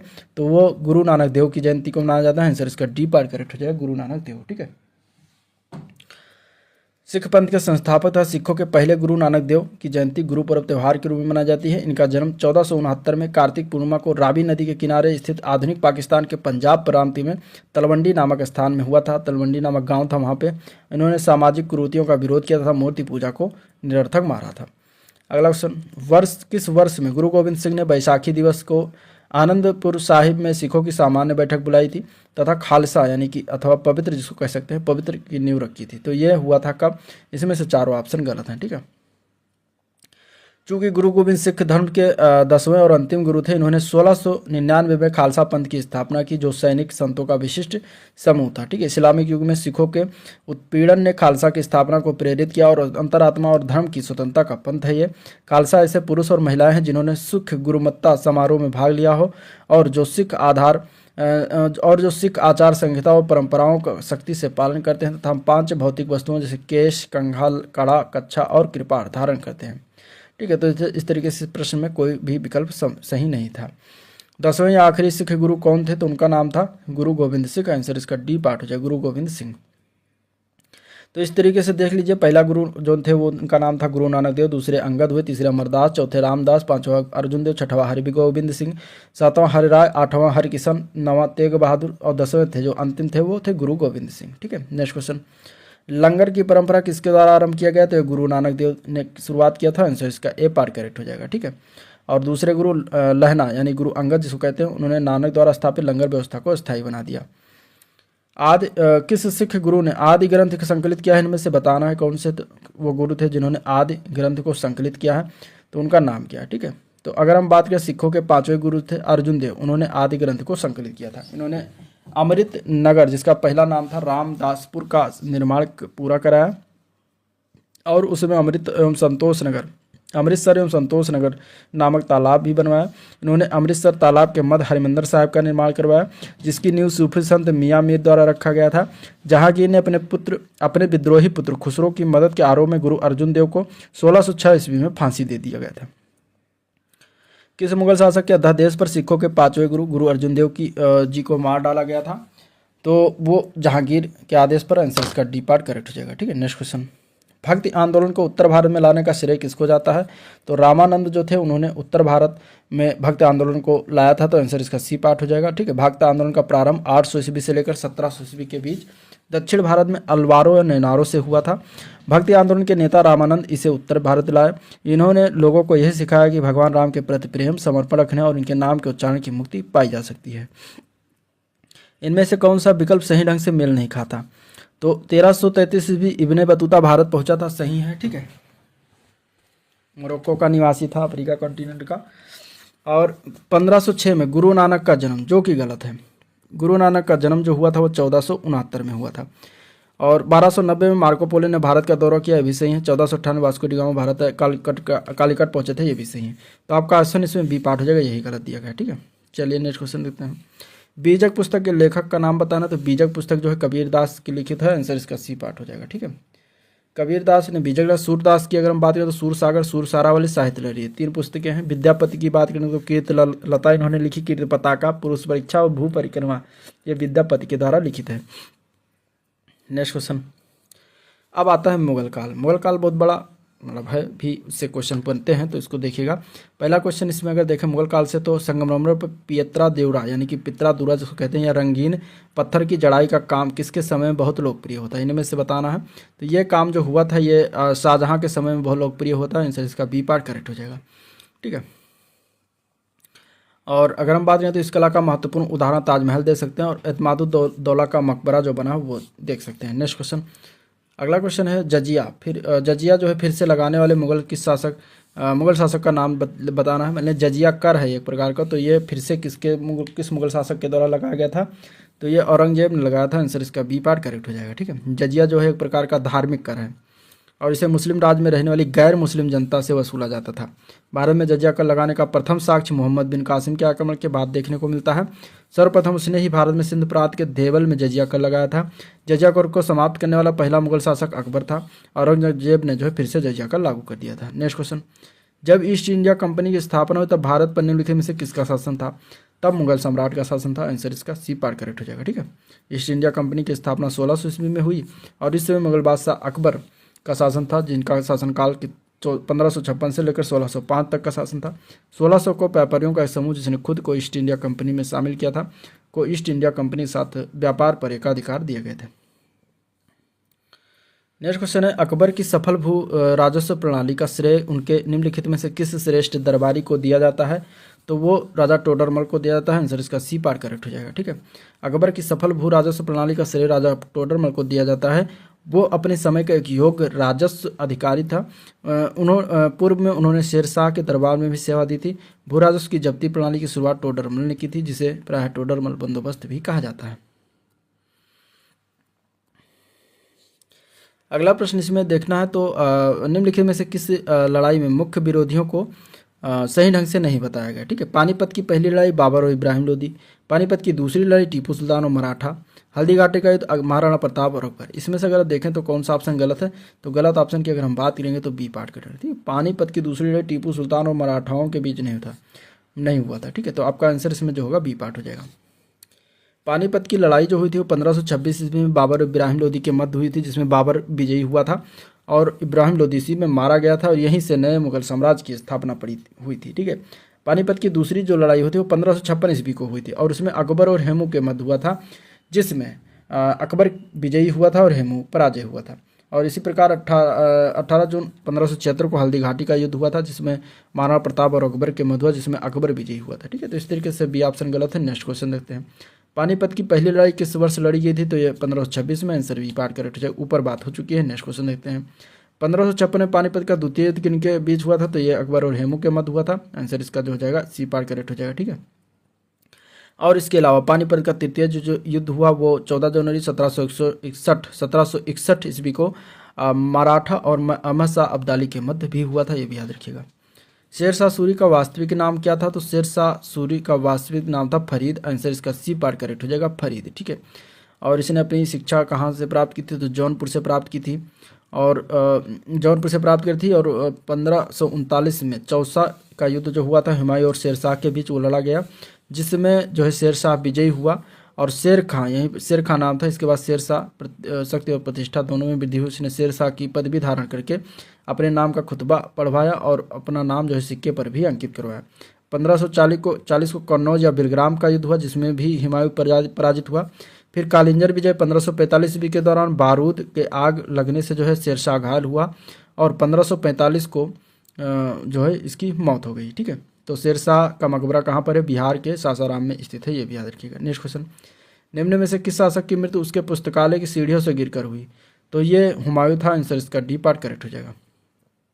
हुमायूं जो था वो मुगल वंश का संस्थापक बाबर का बेटा था, जिसका नाम था नासिरुद्दीन हुमायूं। ये 1530 ईस्वी में गद्दी पर बैठा और गद्दी पर बैठने से पहले हुमायूं बद्र खां का जो है सूबेदार था। 1539 में चौसा का युद्ध हुमायूं और शेर खां के मध्य हुआ, जिसमें हुमायूं पराजित हुआ। इसके बाद शेर खां ने शेरशाह की पदवी धारण की। इसके बाद बिलग्राम का युद्ध 1540 में फिर एक बार युद्ध हुआ, जिसमें हुमायूं फिर पराजित हुआ और इस तरीके से वो भाग गया सिंध होते हुए ईरान भाग गया। वहाँ पर जो है 15 वर्ष तक रहा ये। ठीक है, वहीं पर इन्होंने हमीना बानो बेगम से जो इन्होंने शादी किया, उसी से जो है लड़का पैदा हुआ, जिसका नाम अकबर आगे मिलता है। और 1555 ईस्वी में हुमायूं ने फिर पंजाब में सूर शासक सिकंदरा शाह को पराजित कर पुनः जो है दिल्ली पर गद्दी पाली और इसके बाद 1556 ईस्वी में ही हुमायूं की मृत्यु हो गई, जब वो दीनप्रहा भवन में स्थित पुस्तकालय यानी कि लाइब्रेरी से सीढ़ियों से उसकर गिर की मौत हो गई। तो इसके बाद इसका लड़का अकबर जो है राजा बना था। तो इस तरीके से कहानी कुछ थी। नेक्स्ट क्वेश्चन देखते हैं, किस वर्ष बाबर ने सुल्तान इब्राहिम लोदी को पानीपत की लड़ाई में जो है पराजित किया था, तो वो था 1526 का युद्ध। आंसर इसका हो जाएगा आंसर बी पार्ट 1526 ईस्वी। ठीक है, बाबर ने भारत पर प्रथम अभियान 1519 ईस्वी में यूसुफ जाई जातियों के विरुद्ध बाजौर और भेरा पर किया था। पंजाब के सूबेदार दौलत खान लोदी और इब्राहिम लोदी के भाई आलम खान लोदी ने बाबर को भारत पर आक्रमण करने के लिए आमंत्रित किया। 21 अप्रैल 1526 ईस्वी में पानीपत के प्रथम युद्ध में बाबर ने दिल्ली सल्तनत पर सुल्तान इब्राहिम लोदी को पराजित किया और बाबर ने इस युद्ध में अपने उजबेगों की तुगलमा नीति का जो युद्ध नीति का भारत में पहली बार प्रयोग किया था। निम्नलिखित में से किस मुगल सम्राट द्वारा आगरा के किले का निर्माण किया गया है, तो ये अकबर ने करवाया था। आंसर इसका बी पार्ट हो जाएगा। ठीक है, आगरा का किला, दिल्ली का किला एक है, आगरा का किला। तो आगरा के किला का निर्माण अकबर के द्वारा करवाया गया था 1565 टू 73 ईस्वी में। ठीक है, इसका निर्माण कार्य अकबर के प्रधान कारीगर थे कासिम खां की देखरेख में हुआ था, जिसका निर्माण लाल पलवा पत्थर से किया गया, इसलिए आगरा का इसे लाल किला भी कहा जाता है। ठीक है, ये किला 1983 में यूनेस्को की धरोहर में शामिल भी किया गया है।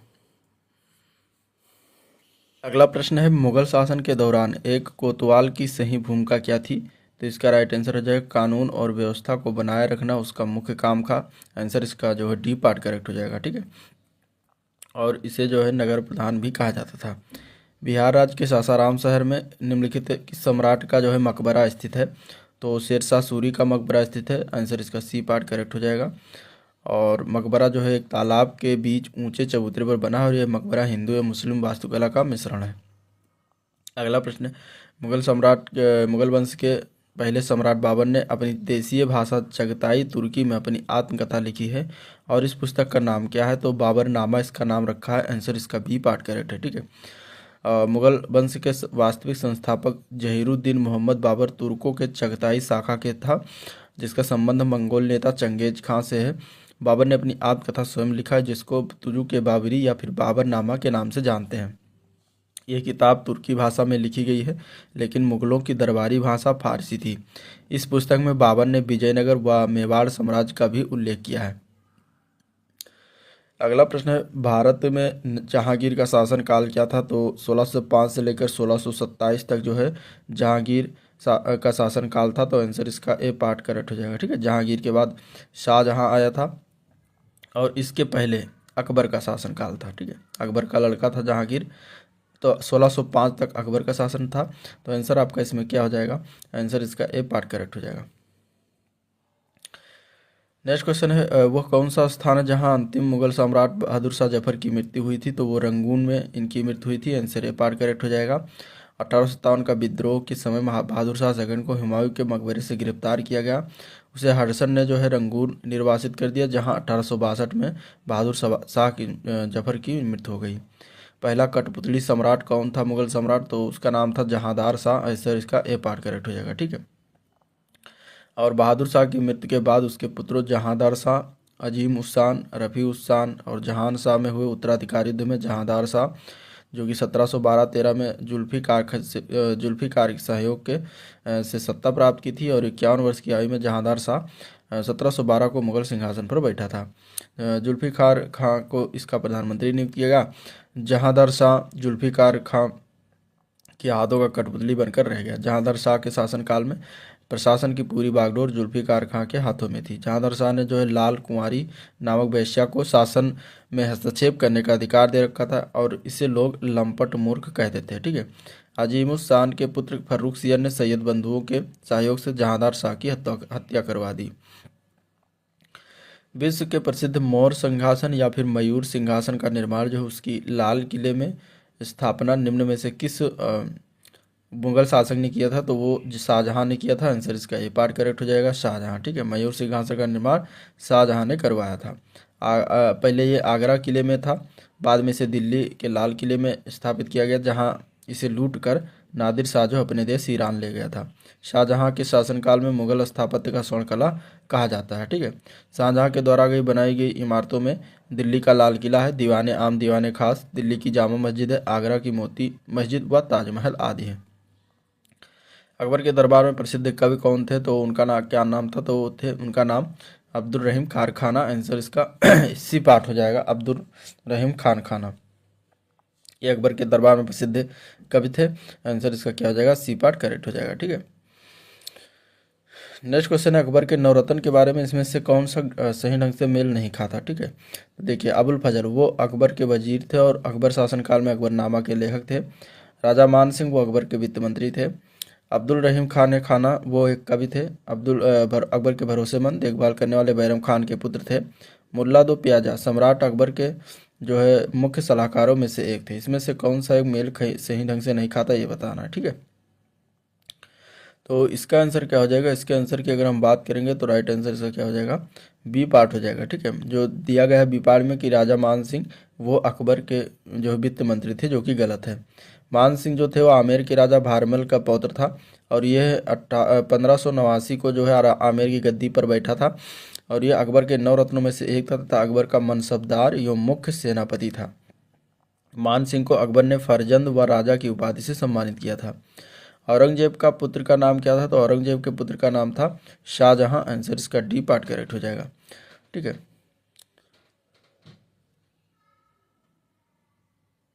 सॉरी, इसमें औरंगजेब के पुत्र नहीं पूछा, इसमें औरंगजेब किसका पुत्र था ये पूछा गया, तो शाहजहां का पुत्र था। आंसर इसका डी पार्ट हो जाएगा, शाहजहां। शाहजहां का पुत्र औरंगजेब था। नेक्स्ट क्वेश्चन है पानीपत का द्वितीय युद्ध किनके बीच लड़ा गया था। द्वितीय युद्ध जो हुआ था वो अकबर और हेमू के मध्य हुआ था। आंसर इसका बी पार्ट हो जाएगा। 1556 को लड़ा गया था जिसमें अकबर सेना विजयी हुई थी। ठीक है, हेमू का पूरा नाम था हेमचंद्र विक्रमादित्य। इनमें से कौन सा मुगल बादशाह शराब को छूता तक नहीं था, तो वो था औरंगजेब। आंसर इसका डी पार्ट करेक्ट है। ठीक है, किस मुगल बादशाह ने इलाहाबाद को अपनी राजधानी बनाया था, तो वो शाह आलम के द्वारा बनाया गया था। आंसर बी पार्ट करेक्ट हो जाएगा। शाह आलम द्वितीय के बाद अली गौहर शाह आलम द्वितीय की उपाधि धारण करके मुगल शासन की गद्दी पर बैठा। शाह आलम द्वितीय ने बंगाल के शासक मीर कासिम व अवध के नवाब शुजाउद्दौला के साथ मिलकर अंग्रेजों के विरुद्ध बक्सर का युद्ध 1764 में भाग लिया। बक्सर के युद्ध में ऐतिहासिक पराजय के बाद अंग्रेजों ने शाह आलम के साथ इलाहाबाद की संधि 1765 में की, जिसके द्वारा शाह आलम को इलाहाबाद तथा कड़ा का क्षेत्र मिला और शाह आलम ने इलाहाबाद को अपनी राजधानी बनाया था। प्रारंभ में अकबर का संरक्षक कौन था, तो उसका नाम था बैरम खां। आंसर डी पार्ट हो जाएगा। ठीक है, बैरम खां जो था अकबर का संरक्षक था और इसे जो है बैरम खां को वकील से नियुक्त करके खाने खाना की उपाधि जो है प्रदान की थी। हुमायूं की दुर्घटना से आकस्मिक मृत्यु के उपरांत उनके बेटे अकबर को कहाँ मुगल सिंहासन पर बैठाया गया, तो कालानौर में इन्हें मुगल सिंहासन पर बैठाया गया था। तो आंसर इसका सी पार्ट करेक्ट हो जाएगा। ठीक है, 1556 में दीनपना भवन में स्थित पुस्तकालय की सीढ़ियों से गिरकर हुमायूं की जो है मृत्यु हो गई थी और उसको सुनते ही बैरम खान ने अकबर को 14 वर्ष की उम्र में कालानौर कहाँ पड़ता है, पंजाब में पड़ता है, तो वहाँ पर अकबर का राज तिलक कर बादशाह घोषित कर दिया और इस तरीके से बैरम खान जो है अकबर का संरक्षक बन गया। निम्नलिखित में से किन सम्राटों के शासनकाल में भारत का पहला मुद्रा रुपया मुद्रित हुआ, तो वो शेरशाह सूरी के शासनकाल में हुआ था। आंसर सी पार्ट करेक्ट हो जाएगा। थॉमस रो सम्राट जहांगीर से किस किले में मिला था, थॉमस रो था वो अजमेर के किले में मिला था 1615 ईस्वी में थॉमस रो और 1608 ईस्वी में कैप्टन हाकिंस से राज दरबार में मिला था। इनमें से किसने जो है भूमि मापांकन की व्यवस्था प्रारंभ की, तो वो थे Shershah Suri. Answer B part हो जाएगा। इन्होंने सिकंदरी गज का प्रयोग किया जो कि 32 अंक का होता था। ठीक है, नेक्स्ट क्वेश्चन, इनमें से किसने जो है अकबर की धार्मिक नीति की आलोचना की थी, तो वो थे बदायूनी। आंसर सी पार्ट हो जाएगा, बदायूनी। ठीक है, अकबरनामा की रचना जो है अबुल फजल ने किया था। इनमें से कौन सा मुगल सम्राट अनपढ़ था, तो वो अकबर ही था। आंसर ए पार्ट करेक्ट हो जाएगा। ठीक है, 1556 से लेकर 1605 ईस्वी तक इसने शासन किया था। मुगल काल में जो है पुलिस बल के मुखिया को क्या कहा जाता था, तो उसको कोतवाल कहते थे। आंसर डी पार्ट करेक्ट हो जाएगा। निम्नलिखित में से किस मुगल शासक ने अंततोगत्वा मेवाड़ के शासक महाराणा प्रताप सिंह के पुत्र राणा अमर सिंह से एक समझौता किया था, तो वो थे Jahangir. Answer C part correct हो जाएगा। ठीक है, जलालुद्दीन मोहम्मद जो है किस नाम से प्रसिद्ध हैं, तो जलालुद्दीन मोहम्मद ये अकबर के नाम से प्रसिद्ध है। आंसर बी पार्ट करेक्ट हो जाएगा, अकबर। अब क्वेश्चन मध्यकालीन स्थापत्य एवं चित्रकला से, दिल्ली की प्रसिद्ध जामा मस्जिद किसके द्वारा निर्माण करवाई गई थी, तो ये शाहजहां ने बनवाया था। आंसर ए पार्ट करेक्ट हो जाएगा। और अगर हम बात करें इसमें प्रसिद्ध जामा मस्जिद का निर्माण दिल्ली के 1656 ईस्वी में शाहजहां के द्वारा करवाया गया था। यह मस्जिद लाल पत्थरों और संगमरमर से बना हुआ है। ठीक है, लाल किले से महज 500 मीटर की दूरी पर यह जामा मस्जिद है और जो भारत की सबसे बड़ी मस्जिद है। इसका निर्माण कार्य जो है 1650 ईस्वी में शाहजहां ने शुरू करवाया था। 6 वर्ष का समय और 10 लाख रुपए इसमें लगे थे।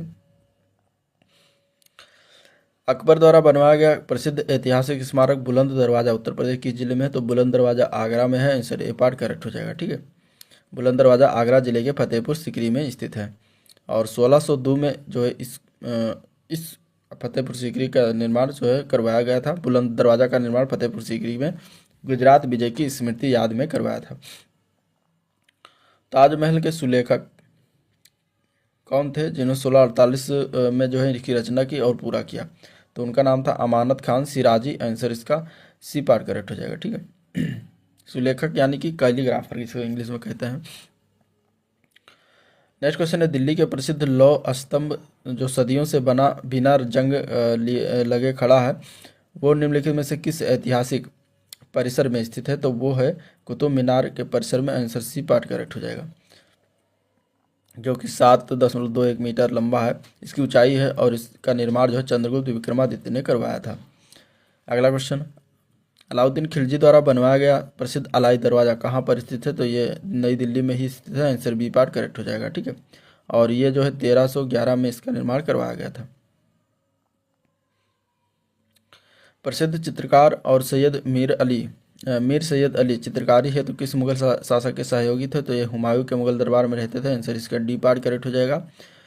बुलंद दरवाज़ा किसके द्वारा बनवाया गया था? तो बुलंद दरवाज़ा अकबर ने बनवाया था। आंसर बी पार्ट हो जाएगा। 1602 ईस्वी में फतेहपुर सीकरी आगरा में स्थित है। ठीक है।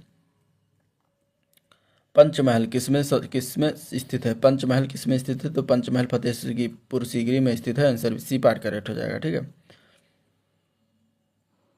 और इसके अलावा यहाँ पर देखें तो शेख सलीम चिश्ती की दरगाह है, नौबत उर नक्कार खाना है, टकसाल है, दीवान आम आद है। ठीक है। फतेहपुर सीकरी का निर्माण भी अकबर ने ही करवाया था।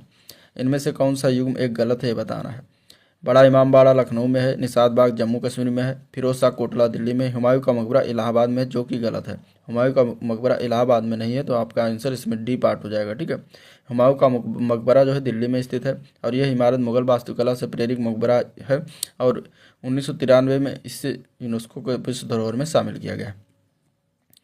दिल्ली में कुतुब मीनार दुनिया का सबसे ऊंचा ईंट का बना मीनार है और इनमें से कौन से राजा ने इस निर्माण में योगदान नहीं किया?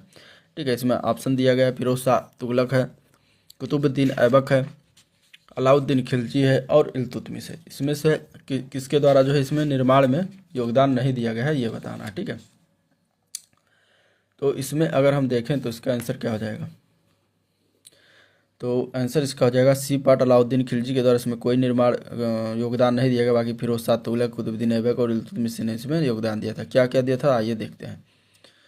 कुतुब मीनार भारत के दक्षिणी दिल्ली में स्थित ईंट से निर्मित विश्व की सबसे ऊंची मीनार है। इसकी ऊंचाई 72.5 मीटर है और लगभग इसकी व्यास जो है 14.3 मीटर है, जो ऊपर शिखर पर जो है जाकर 2.75 मीटर हो जाता है।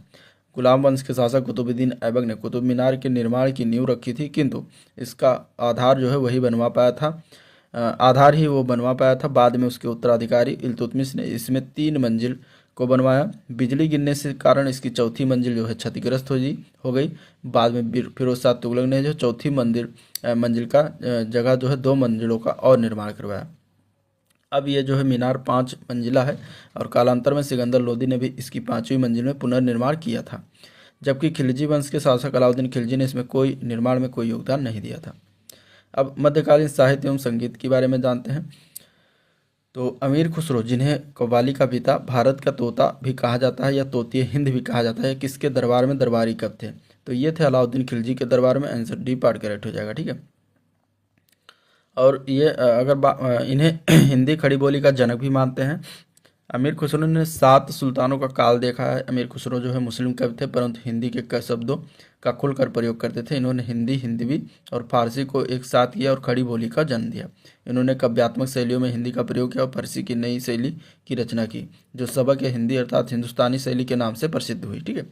निजामुद्दीन औलिया ने तुर्कल्लाह की उपाधि जो है दी थी। अगला प्रश्न, निम्नलिखित में से कौन दिल्ली सल्तनत के इतिहास का लेखक नहीं था? तो वो थे अब्बास खां शेरवानी। आंसर ए पार्ट हो जाएगा। ठीक है। अब्बास खां शेरवानी जो है मुगल काल के लेखक थे। इन्होंने अकबर के आदेश पर तारीख शेरशाही फारसी भाषा में लिखा था। अमीर खुसरो जो थे सल्तनत काल के थे। इन्होंने किरण उस्सादैन, मिफ्ता उल फुतू, खजाइन उल फुतू, आशिका, नूर ए सिपहर, तुगलकनामा, एजाज व खुसरवी की रचना की है। मिनहाज उस सिराज जो है सल्तनत काल के कवि थे। इन्होंने फारसी भाषा में तबकात ए नासिरी लिखी। जियाउद्दीन बरनी जो थे सल्तनत काल में फारसी भाषा में तारीख फिरोजशाही व फतवा ए जहांदारी लिखी थी। अगला क्वेश्चन है, आईन अकबरी किसने लिखा? तो आईन अकबरी जो है अबुल फजल के द्वारा लिखित है। आंसर सी पार्ट करेक्ट हो जाएगा। ठीक है। आईन अकबरी अबुल फजल द्वारा रचित अकबरनामा का ही एक भाग है। अबुल फजल जो थे मुगल बादशाह अकबर के दरबार में रहते थे। बीरबल, फैजी, मुल्ला दो प्याजा भी अकबर के दरबारी थे और ये सभी अकबर के नवरत्नों में से थे। गोस्वामी तुलसीदास द्वारा लिखित रामचरितमानस का सबसे लंबा कांड या अध्याय कौन सा है? तो वो है बालकांड। आंसर इसका ए पार्ट करेक्ट हो जाएगा। ठीक है। बालकांड सबसे लंबा है और इसमें अगर हम बात करें तो 361 हैं, जबकि किष्किंधा कांड जो है रामचरितमानस का सबसे छोटा कांड है। निम्नलिखित में से कौन सा गलत सुमेलन किया गया है? बाबरनामा बाबर का है, शाहजहां नामा मोहम्मद ताहिर और हुमायूं नामा हुमायूं और तुजू के जहांगीरी जो लिखा गया है जहांगीर। तो इसमें से अगर देखा जाए गलत वाला तो हुमायूं नामा हुमायूं जो लिखा है गलत है। ठीक है। हुमायूं नामा हुमायूं ने नहीं लिखा था। हुमायूं नामा जो है गुलबदन बेगम के द्वारा लिखित है। हुमायूं नामा के लेखक कौन है? तो उनका नाम है गुलबदन बेगम। आंसर इसका बी पार्ट हो जाएगा। गुलबदन बेगम कौन थी? तो ये बाबर की बेटी थी। ठीक है। उन्होंने अपने सौतेले भाई हुमायूं के जीवन चित्रण हुमायूंनामा की लेखिका के रूप में जाना जाता है। गुलबदन बेगम ने हुमायूंनामा की रचना अकबर के अनुरोध पर की थी। अकबरनामा के प्रसिद्ध लेखक कौन थे? तो उनका नाम था अबुल फजल। आंसर इसका बी पार्ट करेक्ट हो जाएगा। ठीक है। तारीख फिरोज शाही के लेखक का नाम क्या है?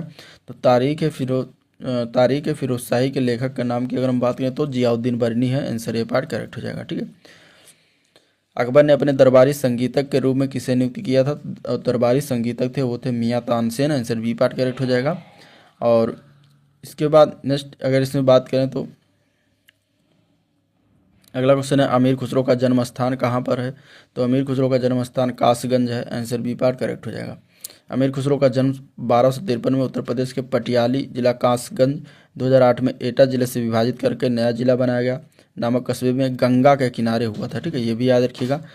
और इनका मूल नाम था अबुल हसन। अमीर खुसरो हिंदी खड़ी बोली और तबला वाद्य यंत्र के जनक माने जाते हैं। किस संत को रामायण के रचयिता वाल्मीकि का अवतार माना जाता है? तो वो है Goswami Tulsidas. Answer A part correct हो जाएगा। तो ये था इसमें मध्यकालीन और प्राचीन भारत का इतिहास जिसको हम लोगों ने देखा। अगले वीडियो में हम देखेंगे इसमें आधुनिक भारत के इतिहास। बहुत ही इंपॉर्टेंट इससे क्वेश्चन बन सकते हैं, तो इसको देखना मत भूलिएगा। आज का वीडियो पर एंड करते हैं। वीडियो पसंद आया तो लाइक करिएगा। चैनल को सब्सक्राइब नहीं किया तो फटाफट सब्सक्राइब कर लीजिए। साथ ही साथ अपने दोस्तों में शेयर करना मत भूलिएगा। ठीक है, आज का वीडियो एंड करते हैं। मिलते हैं इसके नेक्स्ट वीडियो में। तब तक के लिए थैंक यू।